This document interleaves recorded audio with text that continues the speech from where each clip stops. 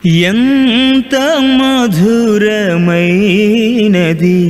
యెహోవా నామము. కూడి వచ్చిన మీ అందరికీ ప్రభు రక్షకుడైన యేసుక్రీస్తు వారి నామంలో వందనాలు తెలియజేస్తూ ఉన్నాము.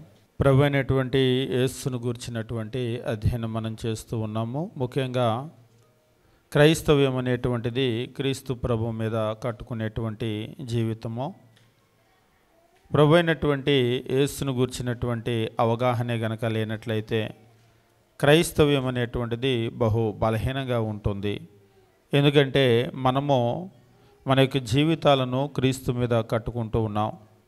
ఎప్పుడైతే క్రీస్తును గూర్చినటువంటి అవగాహన మనకు ఉండదో, అవగాహన లేనప్పుడు మనము మన యొక్క ఆత్మీయ జీవితాలు కూడా బలహీనంగా ఉంటాయి.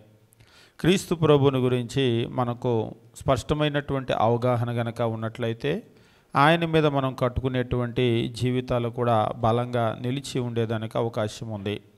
క్రీస్తు మీద మన జీవితాలను మనం కట్టుకుంటాం కాబట్టి అపవాది కూడా ఏం చేస్తూ ఉంటాడంటే, జ్ఞానం కలిగినటువంటి వాళ్ళు ఎప్పుడు కూడా పడగొట్టాలి అంటే పైన కాకుండా పునాదులు పడగొడతారు. పునాదులు పడగొట్టినప్పుడు మొత్తము ఆ కట్టడం అంతా కూలిపోతుంది. మన జీవితాలు క్రీస్తు మీద కట్టుకుంటున్నాం కాబట్టి అపవాది కూడా ఆ పునాది అయినటువంటి క్రీస్తు మీద ఉన్నటువంటి మన విశ్వాసాన్ని పడగొడుతున్నాడు. పడగొట్టేటప్పుడు మన క్రైస్తవ జీవితం కూడా పూర్తిగా పతనం అయిపోతూ ఉంటుందన్నమాట. క్రీస్తు ప్రభువే దేవుడు కాకపోతే ఇక ఆయన చెప్పినటువంటి మాటలు నమ్మటానికి అవకాశం ఉండదు. ఎందుకంటే మనిషి ఎప్పుడు కూడా అబద్ధం ఆడుతూ ఉంటాడు. బైబిల్లో చెప్తూ ఉంటాడు, అబద్ధం ఆడుటకు ఆయన నరమాత్రుడు కాదు. దేవుడు ఎందుకు అబద్ధం ఆడాడంటే, దేవుడు మనకులాగా మనిషి కాదు. అంటే మనిషి అబద్ధం ఆడతాడంటే అవును అబద్ధం ఆడతాడు. క్రీస్తు ప్రభు దేవుడు కాకపోతే కేవలము ఆయన మానవుడే అయితే ఖచ్చితంగా ఆయన చెప్పిన మాటలు కూడా 100కి 100 నిజమో అనటానికి అవకాశమే లేదు. అందుకనే మనము మొట్టమొదట క్రీస్తు దైవత్వాన్ని గనక మనము దృఢపరుచుకున్నట్లయితే, ఆయన 100కి 100 దేవుడైతే ఆయన చెప్పినటువంటి మాటలు కూడా 100కి 100 నిజమే అవుతాయి, సత్యమే అవుతాయి. కాబట్టి మొట్టమొదట ఏమిటంటే క్రీస్తు యొక్క దైవత్వాన్ని మనం దృఢపరచుకోవాల్సినటువంటి అవసరం ఉంది. ఈరోజు ఏదో ఒక విధంగా క్రీస్తు దైవత్వాన్ని తృణీకరించడానికి అపవాది కుట్ర చేస్తూ ఉన్నాడు. అసలు ఆయన దేవుడే కాదు అని కొందరి మనస్సుల్లో ఇంజెక్ట్ చేశాడు. కొందరైతే ఆయన దేవుడే కానీ దేవుడికి ఉండవలసిన లక్షణాలన్నీ ఉన్నాయి కానీ ఆయన దేవుడు కాదు. మరికొందరైతే ఆయన దేవుడే, లక్షణాలు ఉండటం మాత్రమే కాదు దేవుడే, కానీ మనకు దేవుడు కాదు. ఇంకొందరైతే మరి మనకు దేవుడు కాదంటే ఎవరికి దేవుడు? నేను మనిషినే కానీ మీకు మనిషిని కాదంటే? మనిషి అంటే ఎవరికైనా మనిషే, దేవుడు అంటే ఎవరికైనా దేవుడే. ఆయన దేవుడే కానీ ఆరాధనకి పాత్రుడు కాదు. పాత్రుడు కాదంటే పాత్రులైన దేవులు, పాత్రులు కాని దేవులు అని 2 రకాల దేవుళ్ళు ఉంటారా? అంటే వాళ్ళు ఏం చేస్తూ ఉన్నారంటే దీని అంతా కూడా ఒక బంతాట ఆడితే ఎలాగైతే ఉంటుందో అలాగ క్రీస్తు దైవత్వాన్ని అవగాహన లేకపోవటాన్ని బట్టి పూర్తిగా వాళ్ళు తృణీకరిస్తున్నారు. ఇందులో మనం గుర్తించవలసిన విషయం ఏమిటంటే దీని వెనకాల పూర్తిగా అపవాది ఉన్నాడు, అపవాది ఉంటాడు. కాబట్టి అపవాదికి మనం చోటు ఇవ్వకుండా ఉండాలి అంటే మనము ప్రజలు ఏం చెప్తున్నారు అనేటువంటిది కాదు, మనం దేవుని యొక్క వాక్యం ఏం చెప్తుంది అనేటువంటి దాన్ని విశ్వసించాలి. క్రీస్తు దైవత్వాన్ని గురించి ఇప్పుడు ప్రారంభమైన చర్చ కాదు, మీకు ఆల్రెడీ తెలియజేశాను. క్రీస్తు శకం 325వ సంవత్సరంలో నైసియా సభ జరిగినప్పుడు అప్పుడే క్రీస్తుని గురించి ఆ సభలో కూర్చొని ఒక తీర్మానం చేశారు. అంటే అప్పటికే యేసుక్రీస్తు దేవుడు కాదు అనేటువంటి ఒక ఆలోచన కూడా అపవాది కొందరిలో నాటాడు. ఇంకా వెనక్కి గనక వెళ్ళినట్లయితే కొలస్సీలకు రాసినటువంటి పత్రిక దాని గురించే పౌలు గారు మాట్లాడుతూ ఉన్నాడు. కొలస్సీలకు రాసినటువంటి పత్రికలో అక్కడ జ్ఞానవాదం అనేటువంటిది ఉంది. వాళ్ళ యొక్క ఆలోచన ఏమిటి అంటే పరిశుద్ధుడైనటువంటి దేవుడు పాప శరీరాకారంలో రాలేడు, ఎట్టి పరిస్థితుల్లో రాడు. ఒకవేళ పొరపాటునైన పాప శరీరాకారంలో వచ్చాడు, శరీరాన్ని దాల్చాడు అంటే ఆయన దేవుడే అవడు అనేటువంటిది వాళ్ళ వాదన. అటువంటి వారికి క్రీస్తు దైవత్వాన్ని గురించి తెలియజేయటానికే ఆ పత్రిక అంతా కూడా వ్రాయబడింది. అందుకనే కొలస్సీలకు రాసినటువంటి పత్రికలో మనం గమనించినప్పుడు 2వ అధ్యాయము మనం చూసినట్లయితే అపోస్తులైనటువంటి పౌలు క్రీస్తు దైవత్వాన్ని గురించి వాళ్ళకు తెలియజేస్తూ 9వ వచనంలో ఈ మాట అంటూ ఉంటాడు. ఏలయనగా దైవత్వం యొక్క సర్వ పరిపూర్ణత శరీరముగా క్రీస్తునందు నివసించుచున్నది.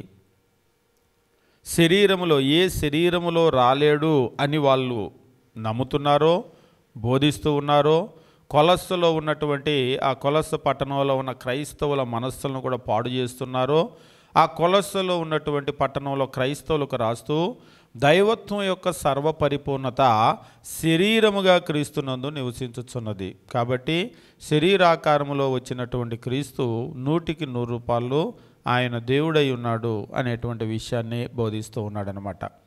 కాబట్టి క్రైస్తవులు ఈ విషయాన్ని నేర్చుకోవాల్సినటువంటి అవసరం ఉంది. క్రీస్తు ప్రభు ఆయన ముమ్మాటికి కూడా దేవుడే, శరీరంలో వచ్చినప్పుడు కూడా ఆయన దేవుడే. అయితే క్రీస్తు ప్రభుని గురించినటువంటి ఒక మంచి అధ్యయనము మనం చేయాలి అంటే ఏ విషయమైనా సరే ఎక్కడి నుంచి ప్రారంభించాల్సి ఉంటుంది? ఏ విషయమైనా మీరు అధ్యయనం చేయాలి అంటే ఒక గుడ్ స్టడీ ఎప్పుడైనా సరే ఎక్కడి నుంచి ప్రారంభించాలి? మీరు ఒక పుస్తకం తీసి చదవాలి అని అనుకున్నారు. ఎక్కడి నుంచి చదువుతారు? మధ్యలో వేలు పెట్టి అలా లేపి ఆ వేలు ఎక్కడి నుంచి వచ్చిందో అక్కడి నుంచి చదువుతారా? అలా చదివేవాళ్ళు కూడా ఉన్నారు. బైబిల్ అది ఎప్పటికీ కూడా ఒక మంచి అధ్యయనం అవ్వదు.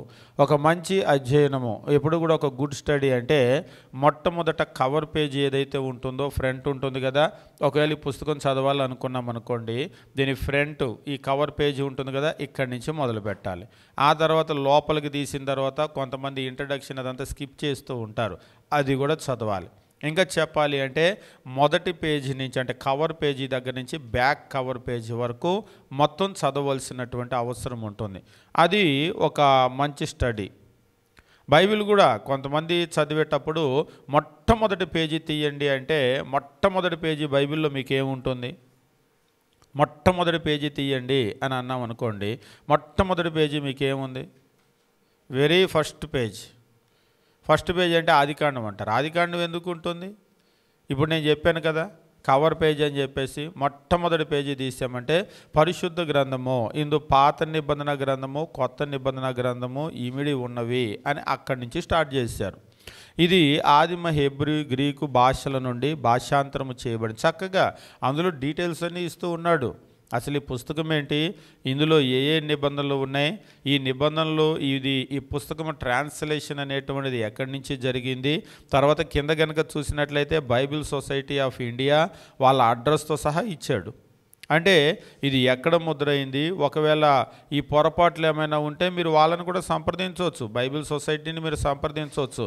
మీరు ఇలాగా ఈ ముద్ర వేశారు, ఇందులో పలానా విషయాలు ట్రాన్స్లేషన్ మిస్టేక్స్ ఉన్నాయి అని చక్కగా వాళ్ళని సంప్రదించవచ్చు. వాళ్ళు పెద్ద టీం ఉంటారు అక్కడ. కాబట్టి ఈరోజు కొంతమంది అది తప్పు ఇది తప్పు అని చెప్పేసి మాట్లాడుతూ ఉంటారు. మాట్లాడేటప్పుడు ఇదేనైనా సరే ఒక మంచి అధ్యయనము అంటే మొదటి పేజీ నుంచి మనం చదవలసిన అవసరం ఉంటుంది. ఇప్పుడు అలాగనే క్రీస్తు ప్రభువుని గురించినటువంటి అధ్యయనం చేయాలి అంటే ఎక్కడి నుంచి ప్రారంభించాలి? ఈ ప్రపంచం క్రీస్తు ప్రభువుని గురించినటువంటి అధ్యయనం అంటే డిసెంబర్ 25వ తారీఖు నుంచి స్టార్ట్ చేస్తారు. డిసెంబర్ 25వ తారీఖు నుంచి స్టార్ట్ చేస్తే ఆ డిసెంబర్ 25 ఏం బైబిల్లో కనబడదు. అదొక పెద్ద సమస్య. ఆ బైబిల్లో కనబడినటువంటి డిసెంబర్ 25 అంటే లోకం చెప్పే డిసెంబర్ 25ని తీసుకొని వచ్చి క్రీస్తు పుట్టినటువంటి ఈ డేట్కి ఏదో కనెక్ట్ చేసి అక్కడి నుంచి వాళ్ళ అధ్యయనం స్టార్ట్ చేస్తారు. అందుకనే మీకు ప్రపంచంలో క్రీస్తు అనగానే ఆయన బెత్లెహేములో పుట్టాడు, లేదా పశువుల పాకలో పుట్టాడు, పశువుల తొట్టిలో పరుండబెట్టారు, అక్కడి నుంచి కథ స్టార్ట్ అవుతుంది. కానీ నిజం ఏమిటి అంటే అప్పటి నుంచి క్రీస్తు ప్రభు స్టార్ట్ అవటం కాదు. క్రీస్తుని గురించి అధ్యయనం చేయాలంటే అక్కడ నుంచి ఇంకొక 4000 సంవత్సరాలు వెనక్కి వెళ్ళాలి. అక్కడ నుండి 4000 సంవత్సరాలు వెనక్కి వెళ్ళాలి. 4000 సంవత్సరాలు వెనక్కి వెళ్తే ఆదికాండం 1:1 ఆది యందు దేవుడు భూమి ఆకాశమును సృజించెను. అప్పటికే మీకు క్రీస్తు ప్రభు కనబడతాడు. అక్కడెక్కడ కనబడ్డాడని ఒక ఆయన అడుగుతూ ఉంటాడు. అక్కడ కనబడ్డాడు అంటే ఆదికాండం 1:1 చదివితే కాదు, అందులో కూడా ఉన్నాడు, కానీ అంత స్పష్టంగా మీరు దాన్ని అర్థం చేసుకోలేరు. అందుకనే ఏమిటి అంటే యోహాను 1:1-3 మనం గమనించేటప్పుడు చెప్తూ ఉంటాడు, ఆది యందు వాక్యం ఉండెను, వాక్యము ఆది. ఇప్పుడు ఆది కాండానికి వెళ్ళు. ఆది యందు దేవుడు భూమి ఆకాశమును సృజించెను. ఆ ఆదిలో ఎవరున్నారు? ఆది యందు వాక్యము ఉండెను, వాక్యము దేవుని యొద్ద ఉండెను, వాక్యము దేవుడై ఉండెను. ఎవరా దేవుడైనటువంటి వాక్యమో? ఆ వాక్యము శరీరధారిగా మన మధ్య నివసించాడు అని అంటూ ఉంటాడు. కృపా సత్య సంపూర్ణుడుగా మన మధ్య నివసించాడు. జాన్ 1:14, యోహాను 1:14. కాబట్టి ఎవరా వాక్యమో? ప్రభు అయినటువంటి యేసు మన మధ్య శరీరధారిగా నివసించినటువంటిది. కాబట్టి ఆది యందు వాక్యం ఉండెను అంటే క్రీస్తు ప్రభు ఆదిలోనే ఉన్నాడు. ఆది అంటే ఆదికాండం 1:1. మరి నాకు ఆదికాండం 1:1 యేసు కనబట్టలేదని అంటావు, నువ్వెక్కడ బాగా చదివావు? అందుకనే ఒక స్పష్టమైనటువంటి అవగాహన రావాలి అంటే బైబిల్ని చాలా జాగ్రత్తగా చదవాలి. బైబిల్ని చదివేటప్పుడు ఏమిటి అంటే ఆదికాండం 1:1 నాకు ఇక్కడ కనబట్టలేదు అంటే నువ్వు బైబిల్లో మరి కొన్ని వచనాలు ఉంటాయి, వాటన్నింటినీ కూడా మీకు గ్రహింపు అనేటువంటి మాటకు అర్థం ఏమిటి అంటే గ్రహింపు అంటే అన్ని విషయాలను ఒక దగ్గరకు చేర్చి వాటిని పరిశీలన చేయటం. నువ్వు ఒక ఆదికాండమే కనుక చదివితే అందులో కూడా ఉన్నాడు, ఒకవేళ నీకు అక్కడ అర్థం కాకపోవచ్చు. ఆది యందు దేవుడు భూమి ఆకాశమును సృజించెను అన్నాడు. ఇప్పుడు యోహాను 1:1 కనుక చదివితే ఆది యందు వాక్యం ఉండెను. కాబట్టి క్రీస్తు ప్రభు ఆదిలో ఉన్నాడు. ఆది యందు వాక్యముండెను, వాక్యము దేవుని యొద్ద ఉండెను, వాక్యము దేవుడై ఉండెను, సమస్తము ఆయన మూలంగా కలిగెను. వాక్యం మూలంగానే కలిగి ఉన్నదేది ఆయన లేకుండా కలగలేదు. కాబట్టి క్రీస్తు ఆదిలో ఉన్నాడు, సమస్తాన్ని ఆయనే చేశాడు, ఆయన లేకుండా ఏమీ కలగలేదు. కాబట్టి ఆదికాండం 1:1 ఆది యందు దేవుడు భూమి ఆకాశంలో సృజించిందంటే ఆ సృజించినటువంటి దేవుడు క్రీస్తు ప్రభు. అంటే తండ్రి కాదా అని అన్నాడు. తండ్రి, కుమారుడు, పరిశుద్ధాత్మ ముగ్గురు కూడా ఉన్నారు.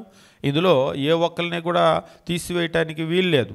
ఉదాహరణకి నేను వెళ్ళి బయట ఒక మొక్కకి నీళ్లు పోసి వచ్చాను అనుకోండి, నా చేతులు నీళ్లు పోసినాయి అంటే కరెక్టే, నేను నీళ్లు పోసానంటే కూడా కరెక్టే.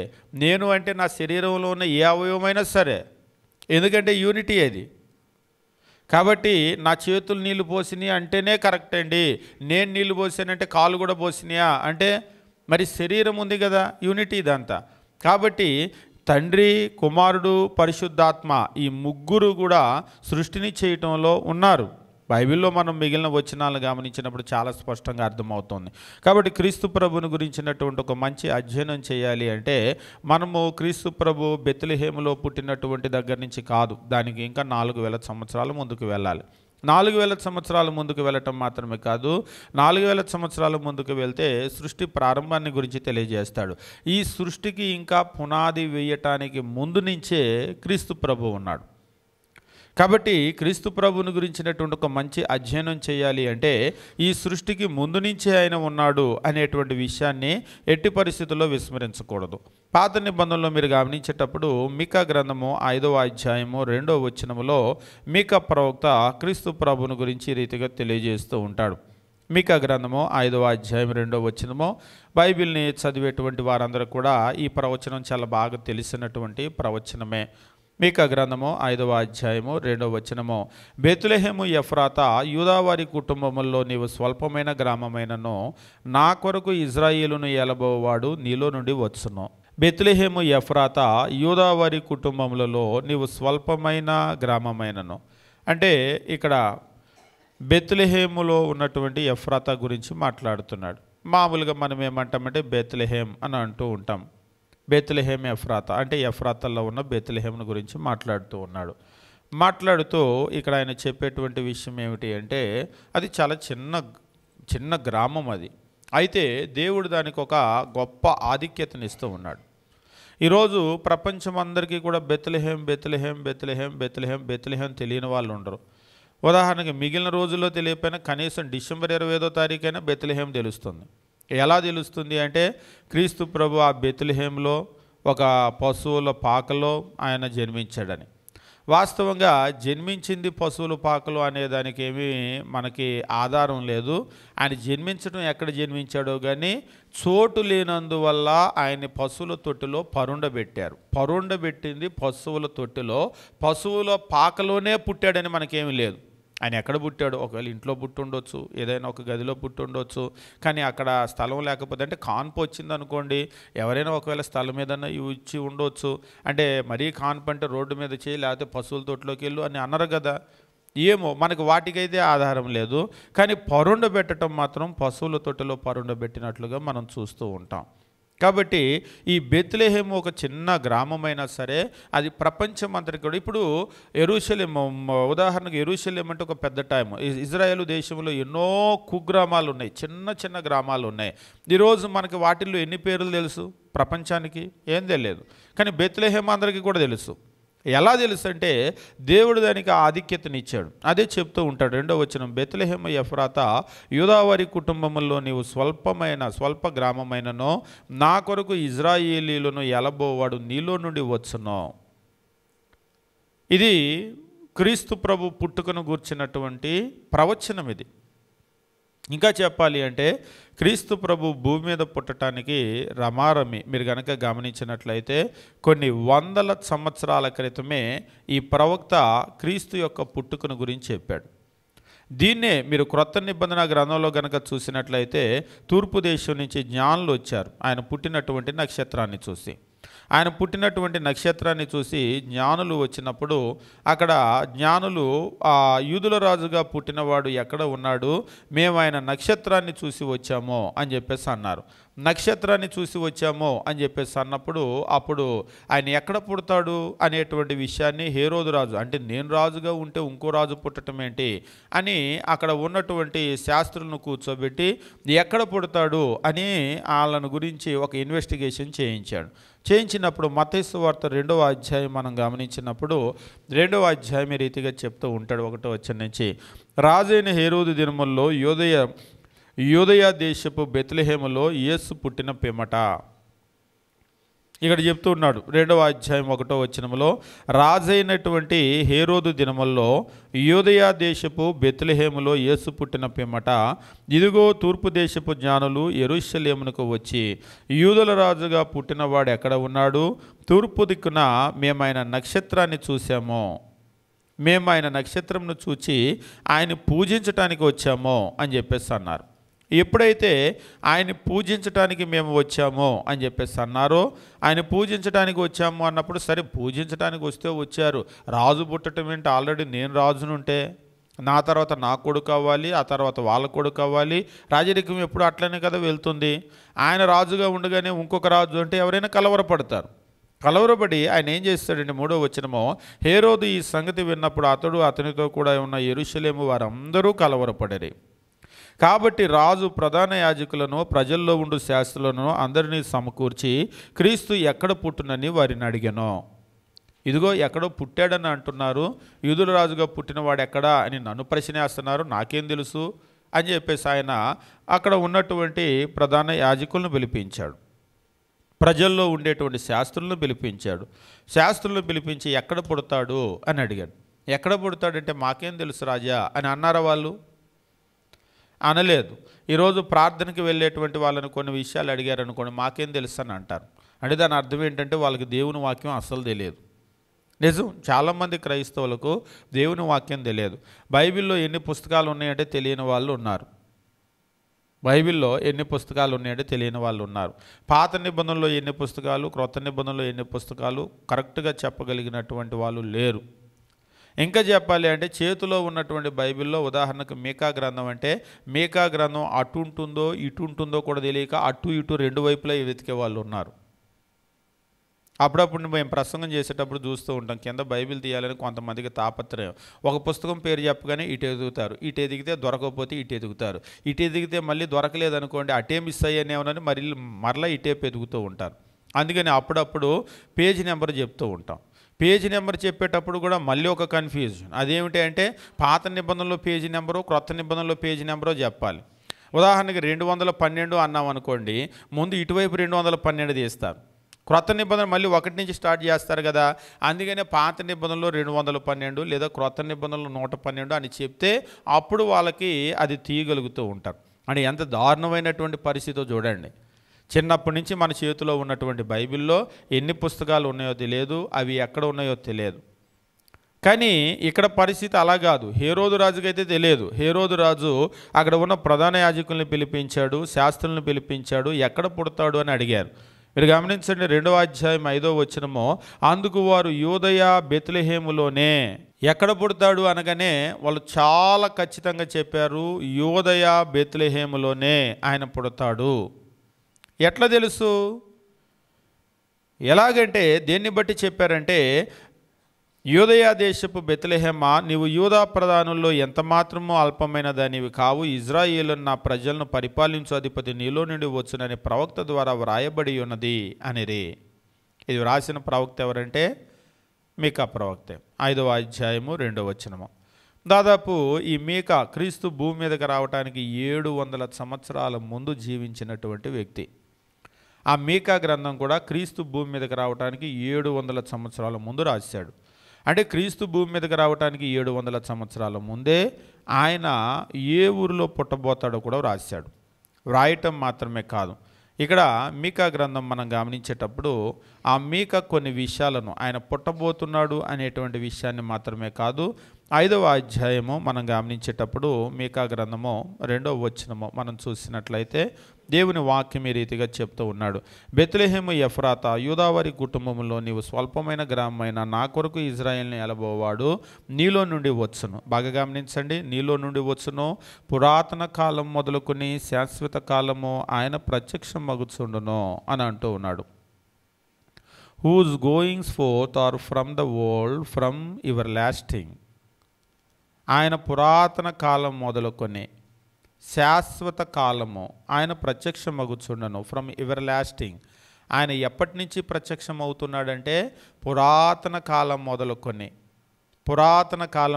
ఆయన ప్రత్యక్షం అవుతున్నాడు. శాశ్వత కాలం ఉంటుంది కదా, శాశ్వత కాలము నుండి ఆయన ప్రత్యక్షం అవుతున్నాడు. Whose going forth are from of world from everlasting. శాశ్వత కాలం అన్నాడు కదా, ఎవర్ లాస్టింగ్ అంటే మీకు నిత్యత్వము. దాన్ని ఎవర్ లాస్టింగ్ అంటే యుగ యుగాలు అని, నిత్యత్వము అని, శాశ్వత కాలము అని తెలుగులో తర్జుమాలు చేశారు. దేన్ని శాశ్వత కాలము, నిత్యత్వము లేకపోతే యుగ యుగాలు అని అంటారు? మీకు ఆదికాండం 1:1 మీరు గమనించినప్పుడు సృష్టి ప్రారంభమైంది కానీ దినాలను లెక్కించటానికి మీకు 4వ రోజు దేవుడు సూర్య చంద్ర నక్షత్రాలను చేయటం జరిగింది. ఇక అప్పటి నుండి మీకు ఆ సూర్యచంద్ర నక్షత్రాలు చేసిన దగ్గర నుండి మానవుడు దినాలను లెక్కించటం ప్రారంభించాడు. ఈరోజు కూడా మనం ఒక రోజును లెక్కించాలి అంటే ఎలా లెక్క పెడతామంటే ఏదో వాచ్ వైపు చూసి గడియారం అని అనుకుంటాం, కానీ గడియారం కాదు. ఈ గడియారాలు ఇవన్నీ కూడా ఎట్లా వెలుగులోకి వచ్చినాయి అంటే ఇవన్నీ కూడా మనకు అసలు ఒక దినాన్ని లెక్కించాలి అంటే భూమి తన చుట్టూ తను తిరగటము, భూమి సూర్యుని చుట్టూ తిరగటము. ఇది మనుషులు ఎప్పుడో కనిపెట్టి దాన్ని బట్టి కాలాలను లెక్కిస్తూ ఉన్నారు. ఆదికాండం మనం గమనించేటప్పుడు 1వ అధ్యాయము దేవుని వాక్యము ఈ రీతిగా తెలియజేస్తూ ఉంటాడు. 14 దేవుడు పగటిని రాత్రిని వేరుపరుచున్నట్లుగా ఆకాశ విశాలమందు జ్యోతులు కలుగునుగా, కానీ అవి సూచనలను కాలములను దిన సంవత్సరములను సూచించుటకై ఉండునుగాక. అవి సూచనలు, కాలములు, దిన సంవత్సరములు సూచించుటకు ఉండునుగాక అని సెలవిచ్చాడు. అవి ఏమేమి సూచించాలి అంటే చెప్తున్నాడు, అవి సూచనలు, కాలాలు, సంవత్సరాలు, దినాలు చూపించాలి, సంవత్సరాలు చూపించాలి, అందుకొరకు అవి ఉండునుగాక అని చెప్పేసి దేవుడు అన్నాడు. అన్నప్పుడు ఆ ప్రకారంగానే ఆ జ్యోతులన్నీ కూడా వచ్చినట్లుగా మనం చూస్తూ ఉంటాం.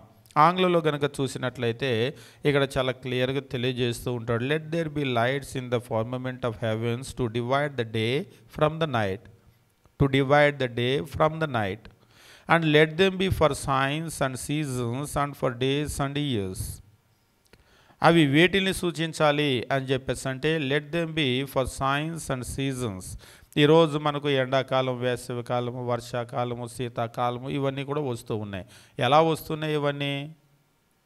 భూమి తిరగకుండా ఇలా ఉంటే పగలు రాదు, రాత్రి రాదు. భూమి ఇలా సూర్యుని వైపు తిరిగినప్పుడు ఇటువైపు వాళ్ళకి పగలు వస్తుంది, దానికి ఆపోజిట్లో వాళ్ళకి చీకటి వస్తుంది. మరలా ఇలా తిరిగింది అనుకోండి, అటువైపు వాళ్ళకి పగలు వస్తుంది. అందుకనే మనకు అలా పగలు వస్తూ ఉంటుంది. పొద్దుటిపూట అయిందనుకోండి, చీకటితో ఆ రాత్రి వేళ అలా వెలుతురు వస్తుంది. మరలా సాయంత్రం అయితే వెలుతురు వెళ్ళిపోయి చీకటి వస్తుంది. అంటే భూమి ఇలా తిరగటం వల్ల పగలు రాత్రి ఏర్పడుతూ ఉన్నాయి. ఇది ఇలా తిరగటం మాత్రమే కాకుండా సూర్యుని చుట్టూ అలా తిరుగుతూ అలా సూర్యుని చుట్టూ తిరుగుతూ ఉంది. అలా తిరగటాన్ని బట్టి ఏమైందంటే మనకు పగలు రాత్రి మనకు దినాలు ఏర్పడుతున్నాయి, మనకు అలాగనే సీజన్స్ అన్నీ కూడా ఏర్పడుతూ ఉన్నాయి. ఇలా భూమి తన చుట్టూ తాను తిరిగితే ఒక దినమని, సూర్యుని చుట్టూ తిరిగితే ఒక సంవత్సరం అని, వీటన్నింటినీ కూడా మనం లెక్కిస్తూ ఉన్నాం. అయితే ప్రశ్న ఏమిటి అంటే ఇవన్నీ ప్రారంభమైన తరువాత, మరి ప్రారంభము కావటానికి ముందు అసలు సూర్యుడు లేడు, చంద్రుడు లేడు, మరి ప్రారంభం కాకముందు లేదా అసలు ఆది యందు దేవుడు భూమి ఆకాశంను సృజించను, భూమిని ఆకాశాన్ని సృజించలేదు. సృజించకపోతే అప్పుడు మనము కాలాన్ని ఎట్లా లెక్కిస్తాం? ఇక కాలాన్ని మనం లెక్కించడానికి ఉండదు. మనం కాలాన్ని లెక్కించాలి అంటే మనకు సూర్యచంద్ర నక్షత్రాలు అవసరము, వాటిని బట్టి మనం లెక్కిస్తూ ఉంటాం. అవి లేవనుకోండి లెక్కించడం అనేది ఉండదు. దాన్ని ఏమంటూ ఉన్నాడంటే నిత్యత్వము అని చెప్పేసి అంటూ ఉన్నాడు. మరలా క్రీస్తు ప్రభు రెండో రాకడలో ఆకాశము భూమి పంచభూతాలన్నీ లయమైపోతాయి, మళ్ళీ సూర్యచంద్ర నక్షత్రాలు ఉండవు. ఇక ఆ తర్వాత కాలాన్ని కూడా మరలా ఏమంటామంటే మనం నిత్యత్వము అని అంటాం. అంటే నిత్యత్వము నుండి నిత్యత్వం వరకు ఈ మధ్యలో ఉన్నటువంటి ఈ పీరియడే కాలాన్ని కొలవటం అనేటువంటిది ఉంటుంది. దానికి ముందు లేదు, మరలా ఈ సూర్యచంద్ర నక్షత్రాలు ఇవన్నీ కూడా లయమైపోయిన తర్వాత కూడా ఉండదు.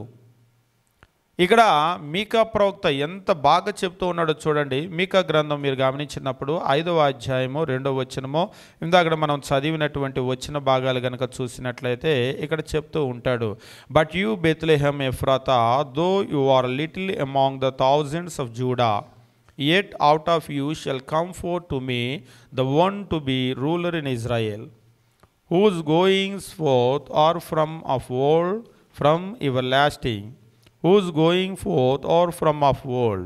ఆయన పురాతన కాలం నుంచి ప్రత్యక్షం అవుతున్నాడు. ఫ్రమ్ ఎవర్ లాస్టింగ్, నిత్యత్వం నుంచే ప్రత్యక్షం అవుతున్నాడు. అవును, నిత్యత్వం నుంచి ప్రత్యక్షం అవ్వాలంటే నిత్యత్వంలో ఆయన ఉన్నాడా?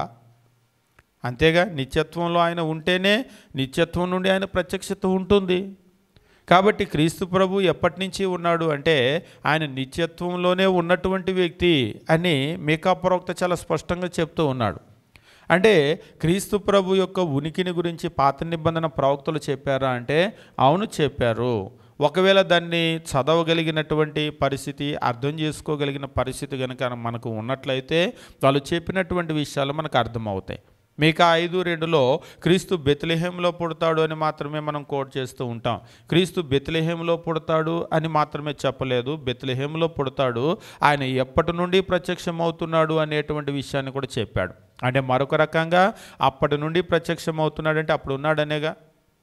ఉదాహరణకి 1947లో అప్పుడు స్వతంత్రం వచ్చినప్పుడు నేను అక్కడ ఉన్నటువంటి వాళ్ళతో మాట్లాడాను అని అన్నారనుకోండి, అప్పుడు ఎంత వయసు ఉండాలి ఆ వ్యక్తికి? మొన్న ఈ మధ్య మీరు న్యూస్ చూస్తుంటారు, ఆఫ్ఘన్లో ఒక వృద్ధుడు ఆయన వయస్సును గురించి చెప్తూ ఉన్నాడు. రెండవ ప్రపంచ యుద్ధం జరిగినప్పుడు నేను అక్కడ ఉన్నాను అని చెప్పేసి అక్కడ ఎవరెవరితో మాట్లాడాడో ఆ విషయాలన్నీ కూడా చెప్తున్నాడు.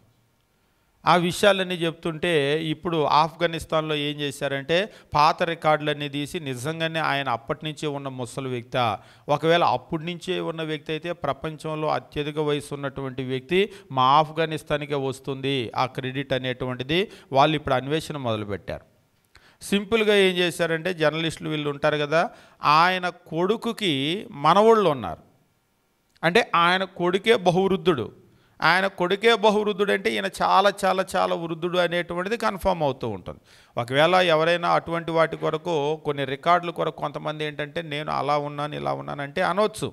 ఇప్పుడు ఆయన చాలా స్పష్టంగా చెప్తూ ఉన్నాడు, అప్పుడు ఆఫ్ఘన్కి జరిగినటువంటి ఒక వారు లేకపోతే బ్రిటిష్ వాళ్ళు వదిలిపెట్టి వెళ్ళిపోయారు, అక్కడ ఉన్నటువంటి రాజు కూడా అప్పుడు ఇలా మాట్లాడాడు ఆ యుద్ధం జరిగినప్పుడు అని ఆ ఇన్సిడెంట్స్ అన్నీ కూడా చెప్తూ ఉన్నాడంటే ఖచ్చితంగా ఏమై ఉండాలి? అది గనక నిజమైతే ఖచ్చితంగా ఆయన గనక అక్కడ ఉంటే ఆయన అప్పటికి పుట్టే ఉండాలి, అంతే కదా.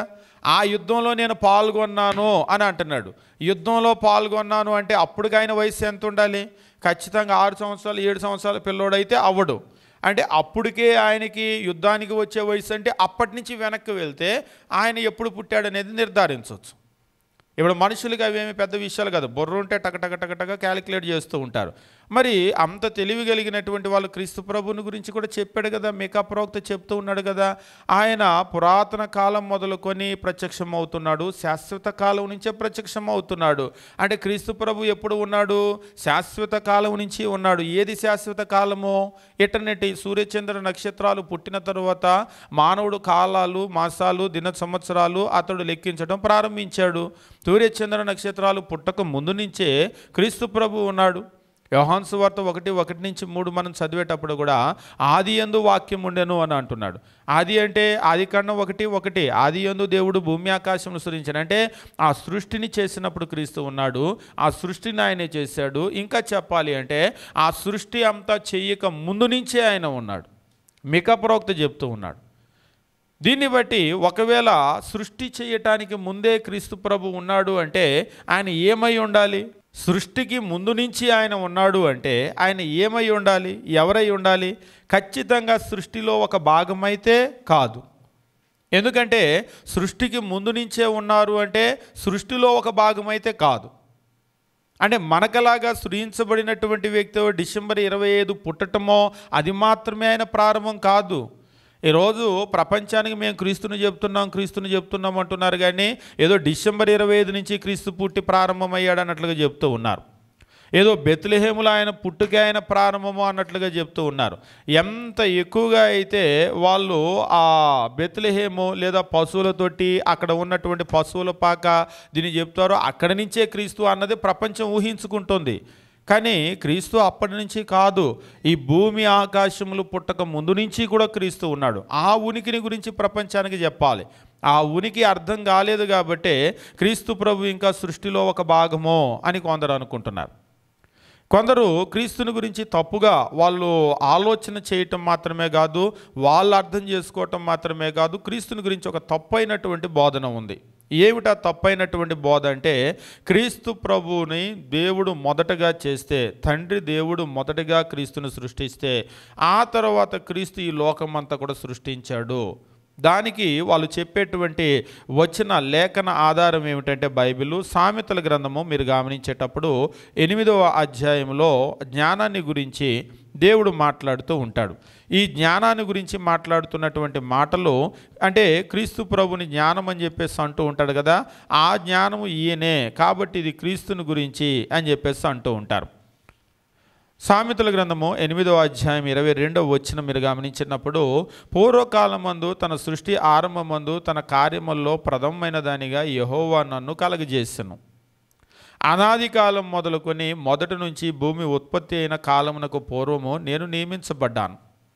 ప్రవాహ జలాలు లేనప్పుడు, నీళ్లతో నిండిన ఊటలు లేనప్పుడు నేను పుట్టాను. ఇది క్రీస్తు తన గురించి చెప్తున్నాడు. ఇది క్రీస్తు యొక్క పుట్టుక అని అంటూ ఉంటాను. కానీ ఇది క్రీస్తు యొక్క పుట్టుక కానే కాదు. ఎట్లా కాదు? అందుకనే వచనాలు ఎప్పుడు కూడా కొంతమంది ఇంత క్లియర్గా ఉంది కదండి, క్రీస్తు మొదట పుడితే ఆ తర్వాత ఈ విషయాలన్నీ కూడా ఆయన కనుగొన్నాడు లేదా ఆయన సృష్టించాడని చెప్పేసి అంటూ ఉంటారు. కాదు, ఇది ఎవరిని గురించి మాట్లాడుతున్నాడు? క్రీస్తుని గురించా?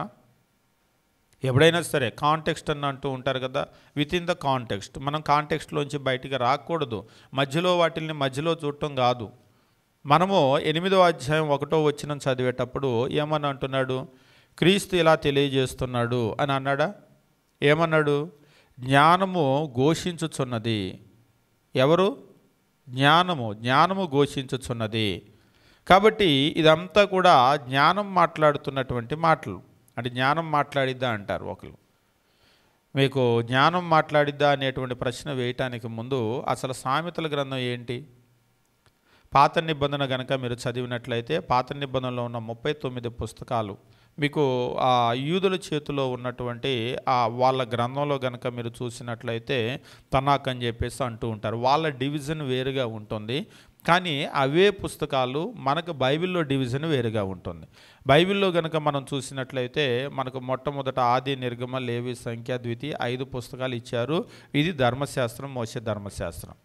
తరువాత మీరు గమనించినప్పుడు మీకు యెహోషువ మొదలుకొని ఆ తర్వాత ఎస్తేరు గ్రంథం వరకు ఇవి ఇజ్రాయేల్ చరిత్ర పుస్తకాలను అక్కడ పెట్టాడు. ఈ డివిజన్ అనేటువంటిది ఏంటంటే అది హిస్టరీ బుక్స్. ఆ తర్వాత యోబు గ్రంథం మొదలుకొని పరమగీతం వరకు ఉన్నటువంటి 5 పుస్తకాలు, అంటే యోబు, కీర్తనలు, సామెతలు, ప్రసంగి, పరమగీతము. ఇది హీబ్రూ పొయిట్రీ, హెబ్రీల యొక్క పద్యభాగం. పద్యభాగం అనగానే మీకు అర్థమవుతుంది, పొయిట్రీ, కవులు వాళ్ళు రాసేటువంటి రచనలు అన్నమాట. కవులు మాట్లాడేటప్పుడు ఎట్లా మాట్లాడతారు?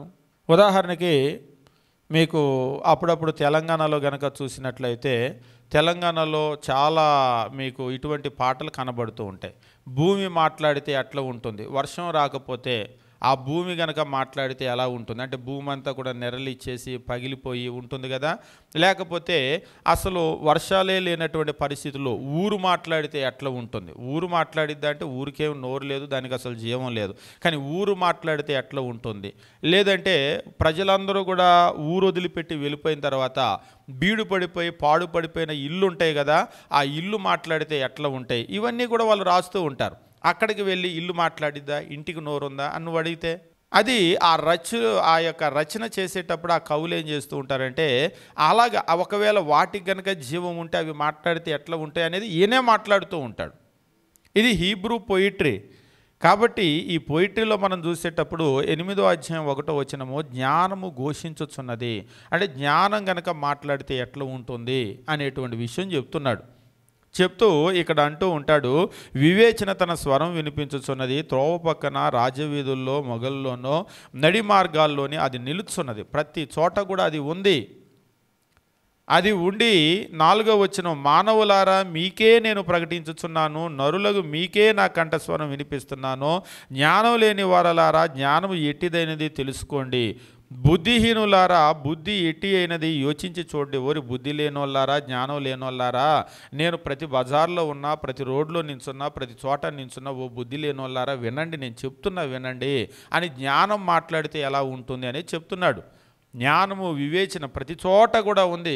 ఆ జ్ఞానం లేని వాళ్ళకి, బుద్ధి లేని వాళ్ళకి, బుద్ధి లేని వాళ్ళారా వినండి వినండి వినండి, నేను ప్రతి చోట ఉన్నాను వినండి అని అది మాట్లాడుతూ ఉంది. 11లో, జ్ఞానము ముత్యాల కన్నా శ్రేష్టమో, విలువగల సొత్తులేవి దానితో సాటి కాదు, అది చాలా విలువైనటువంటిది, దాన్ని సంపాదించుకోండి అని చెప్పేసి అంటూ ఉన్నాడు. ఈ జ్ఞానం అనేటువంటిది ఎంత గొప్పది అనేది తెలియజేస్తూ, దేవుడు చేసిన సృష్టి అంతటిలో కూడా జ్ఞానం ఉంది. ఇంకా చెప్పాలి అంటే మొదట దేవుడు జ్ఞానాన్ని చేశాడు, తర్వాత జ్ఞానంతో ఈ సృష్టి అంతటిని కూడా చేశాడు అని మాట్లాడుతూ ఉంటే, దీన్ని వాళ్ళు ఏం చేస్తూ ఉంటారంటే ఇది క్రీస్తు ప్రభువు అని చెప్పేసి అప్లై చేస్తూ ఉంటారు. ఒకవేళ ఇది క్రీస్తు ప్రభు అయితే, క్రీస్తు ప్రభు గనక ఒక పుట్టుక గనక ఉంటే ఆయన దేవుడు అవుతాడా? దేవుడు అంటేనే ఆది అంతం లేనివాడు. ఒకవేళ ఇది క్రీస్తు ప్రభు అయితే, క్రీస్తు ప్రభుకు ఒక పుట్టుక ఉన్నట్లయితే, మరి అప్పుడు యోహాను 1:1 చెప్పింది ఏమిటి? ఒకవేళ ఇది క్రీస్తు ప్రభు అయితే మరి మీకా 5:2లో మీకా చెప్పింది ఏమిటి? ఆయన శాశ్వత కాలంలోనే ఉన్నాడని అంటున్నాడు కదా. అప్పుడు దాని ప్రకారం తప్పు కదా. దీని ప్రకారం అయితే క్రీస్తు ప్రభు యొక్క ఉనికి ఆది నుంచే స్టార్ట్ అయింది. మొదట ఆయన స్టార్ట్ చేశాడు, శాశ్వత కాలంలో ఆయన లేడు. కాబట్టి అలా గనక నువ్వు ఆలోచన చేస్తే బైబిలే నీకు వ్యతిరేకంగా వస్తుంది, ఏ వ్యక్తి కాదు.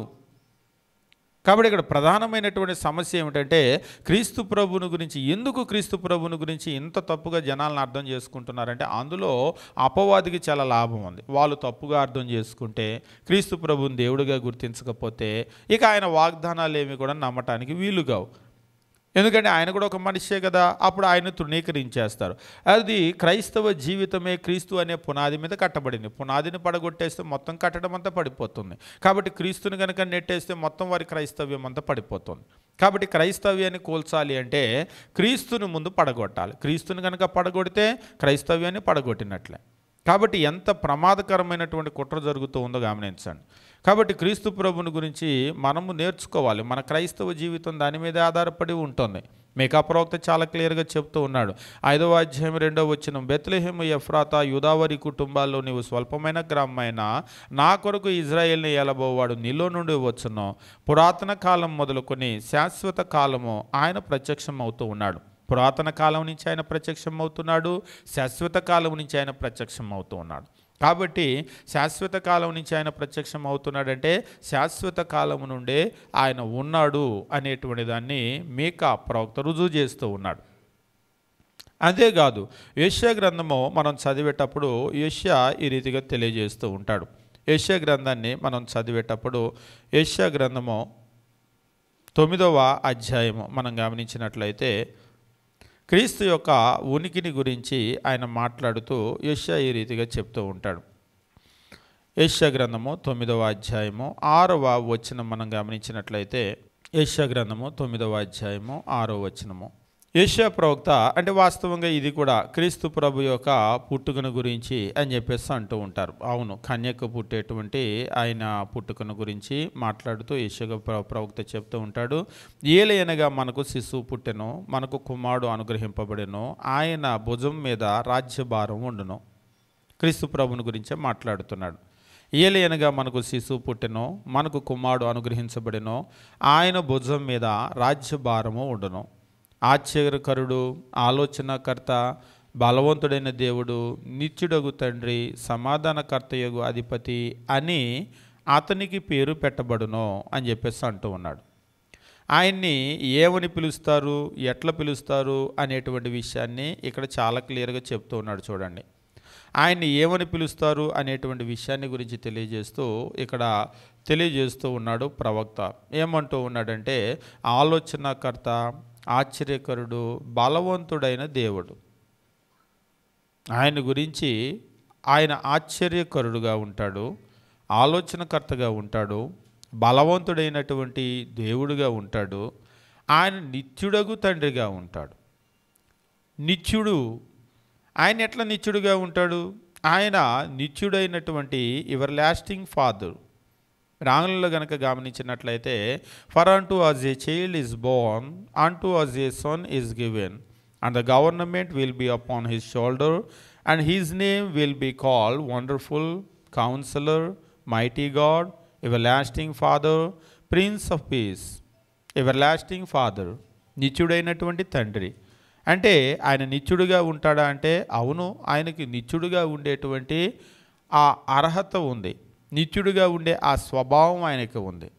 ఈరోజు మనం నిత్యులుగా ఉన్నామా? ఉదాహరణకి మన డేట్ ఆఫ్ బర్త్ ఏదో ఉంటుంది, ఎప్పుడో మనం పుట్టామని డేట్ ఆఫ్ బర్త్ వేస్తాం కదా, దానికి ముందు రోజు నువ్వు ఎక్కడ ఉన్నావు అని అడిగారు అనుకోండి, ఏం చెప్తారు? మీరు పుట్టినటువంటి డేట్ ఉంటుంది కదా, ఆ టైము ఎన్ని గంటలకో ఏదో ఒక రోజు లేకపోతే ఒక నెల ఒక సంవత్సరం పుట్టారు, దానికి ముందు రోజు నువ్వు ఎక్కడ ఉన్నావు అని అడిగారు, ఏం చెప్తారు మీరు? ఒకళ్ళు చెప్పారు మా అమ్మ కడుపులో ఉన్నాను. ఎవరైనా అమ్మ కడుపులోనే ఉంటారు, పుట్టడానికి ముందు అక్కడే కదా ఉంటారు. Correct answer, right answer. ముందు రోజు ఎక్కడ ఉన్నావంటే చెప్పగలిగారు.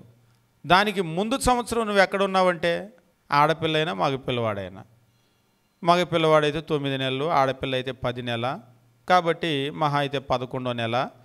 11 నెలల ముందంటే మళ్ళీ అమ్మ కడుపులో ఉన్నానని చెప్పవచ్చు.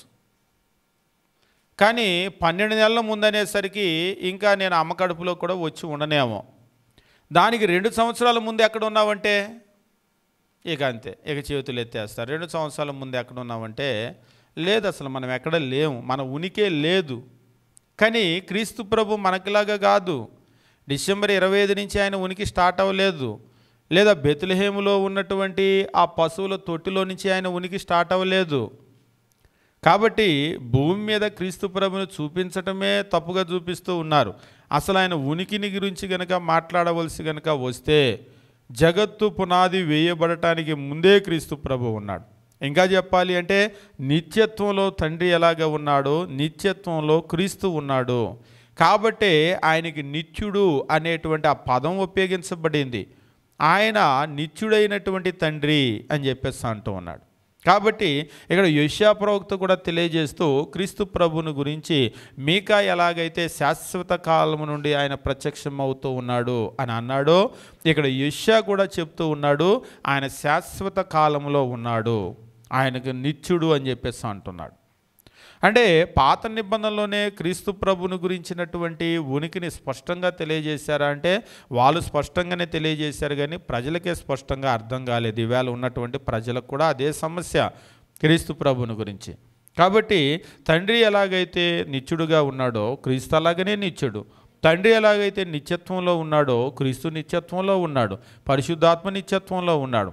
అయితే క్రీస్తు ప్రభు మానవుల యొక్క పాపముల నుండి విమోచన కలగజేయటానికి ఆయన మానవ శరీరాన్ని దాల్చుకొని భూమి మీదకు వచ్చాడు. అంటే ఆయనకు మరియ గర్భంలో ఒక శరీరాన్ని ఏర్పాటు చేస్తే ఆ శరీరంతో యూదా దేశపు బెత్లెహేములో ఆయన జన్మించాడు. ప్రపంచం అక్కడి నుంచి ఆయన ఆవిర్భావం అని చూస్తుంది, కానీ ఆ శరీరములో రావటానికి ముందుగానే ఆయన ఉన్నాడు. హెబ్రీ ప్రవక్త దాని గురించి చాలా బాగా తెలియజేస్తూ ఉంటాడు. అసలు ఆయన భూమి మీదకి రావటానికి ముందే ఆయన మాట్లాడినటువంటి, అంటే ఆయన అడిగినటువంటి దాని గురించి, అంటే మానవ రక్షణ సంకల్పాన్ని గురించి కొన్ని విషయాలను ఇక్కడ హెబ్రీ ప్రవక్త తెలియజేస్తూ ఈ రీతిగా చెప్తూ ఉంటాడు. హెబ్రీలకు రాసినటువంటి పత్రిక మనం గమనించినప్పుడు క్రీస్తు ప్రభు భూమి మీదకి రావటానికి ముందు జరిగినటువంటి విషయాలను గురించి చెప్తూ 10వ అధ్యాయము హెబ్రీలకు రాసినటువంటి పత్రిక 10వ అధ్యాయము మనం గమనించినప్పుడు 5వ వచనము, కాబట్టి ఆయన ఈ లోకమందు ప్రవేశించున్నప్పుడు ఇలాగూ చెప్పుచున్నాడు. క్రీస్తు ప్రభుని గురించి చెప్తూ ఉన్నాడు. ఆయన ఈ లోకమందు ప్రవేశించున్నప్పుడు ఇలాగూ చెప్పుచున్నాడు, బలి అర్పణ నీవు కోరలేదు కానీ నాకు శరీరాన్ని అమర్చావు. పూర్ణహోమములు పాప పరిహారార్థ బలు నీకు ఇష్టమైనవి కావు. అప్పుడు గ్రంథపు చుట్టలో నన్ను గూర్చి వ్రాయబడిన ప్రకారము దేవా నీ చిత్తము నెరవేర్చుటకు ఇదిగో నేను వచ్చి ఉన్నాను. గ్రంథపు చుట్టలో నన్ను గూర్చి వ్రాయబడినట్లు నీ చిత్తాన్ని నెరవేర్చటానికి నేను వచ్చాను. కాబట్టి క్రీస్తు ప్రభు ఆయన దేవుని యొక్క చిత్తాన్ని నెరవేర్చటానికి భూమి మీద శరీరాన్ని ధరించుకొని వచ్చాడు. ఆ శరీరము మానవులందరి కొరకు బలిగా అర్పించబడి తను చిందించేటువంటి రక్తం ద్వారా మానవులకు విమోచన కలగాలి అని ఆయన భూమి మీదకు వచ్చాడు. భూమి మీదకి రావటానికి ముందుగానే ఆయన ఉన్నాడు. ఇంకా చెప్పాలి అంటే ఆకాశము భూమి ఇవన్నీ కూడా, ఈ లోకమంతా కూడా సృజించబడక మునిపే క్రీస్తు ప్రభు ఉన్నాడు. నిత్యత్వంలో ఆయన ఉన్నాడు అంటే ఏమై ఉండాలి ఆయన? ఎవరు మాత్రం నిత్యత్వంలో ఉండగలరు? ఈరోజు మనం ఉన్నాము, మనకు ఒక డేట్ ఆఫ్ బర్త్ ఉంది, మనకు ఒక ప్రారంభం అనేటువంటిది ఉంది. కానీ క్రీస్తుల కాదు, నిత్యత్వంలో ఉన్నాడు.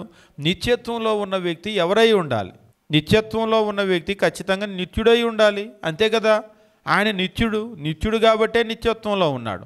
నిత్యుడు కానీ ఏ వ్యక్తి నిత్యత్వంలో ఉండలేడు.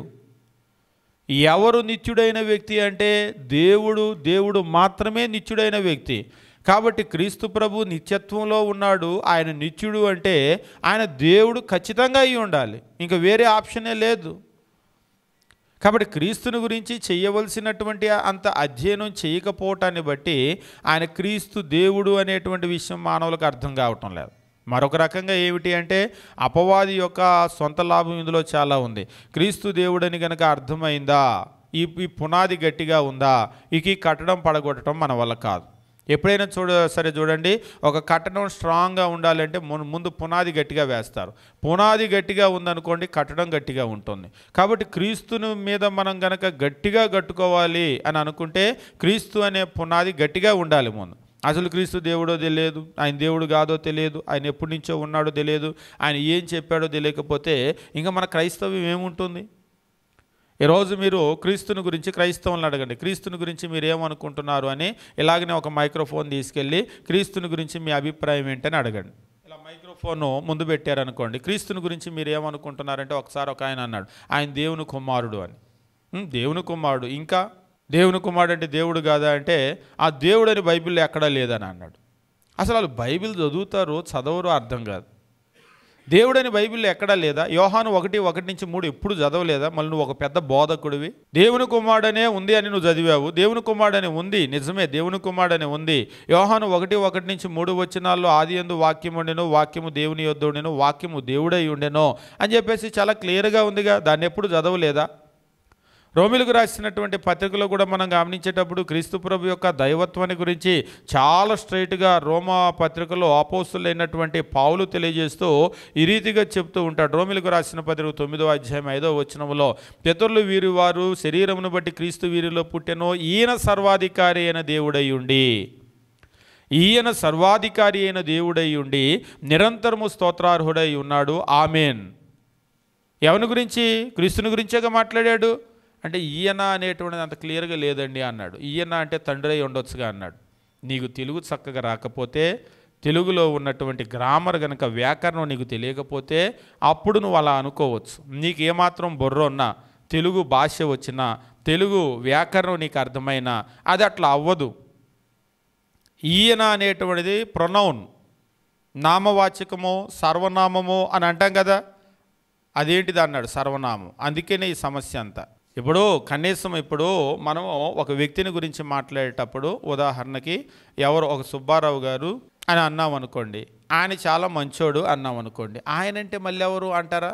ముందు ఏ నామవాచకమైతే ఉపయోగించామో తర్వాత వచ్చే సర్వనామమో ఆ నామవాచకానికి ముందు ఉన్నటువంటి నామవాచకానికి సంబంధించింది అవుతుంది. అది బేసిక్ గ్రామర్ రూల్ అది, అంతే కదా.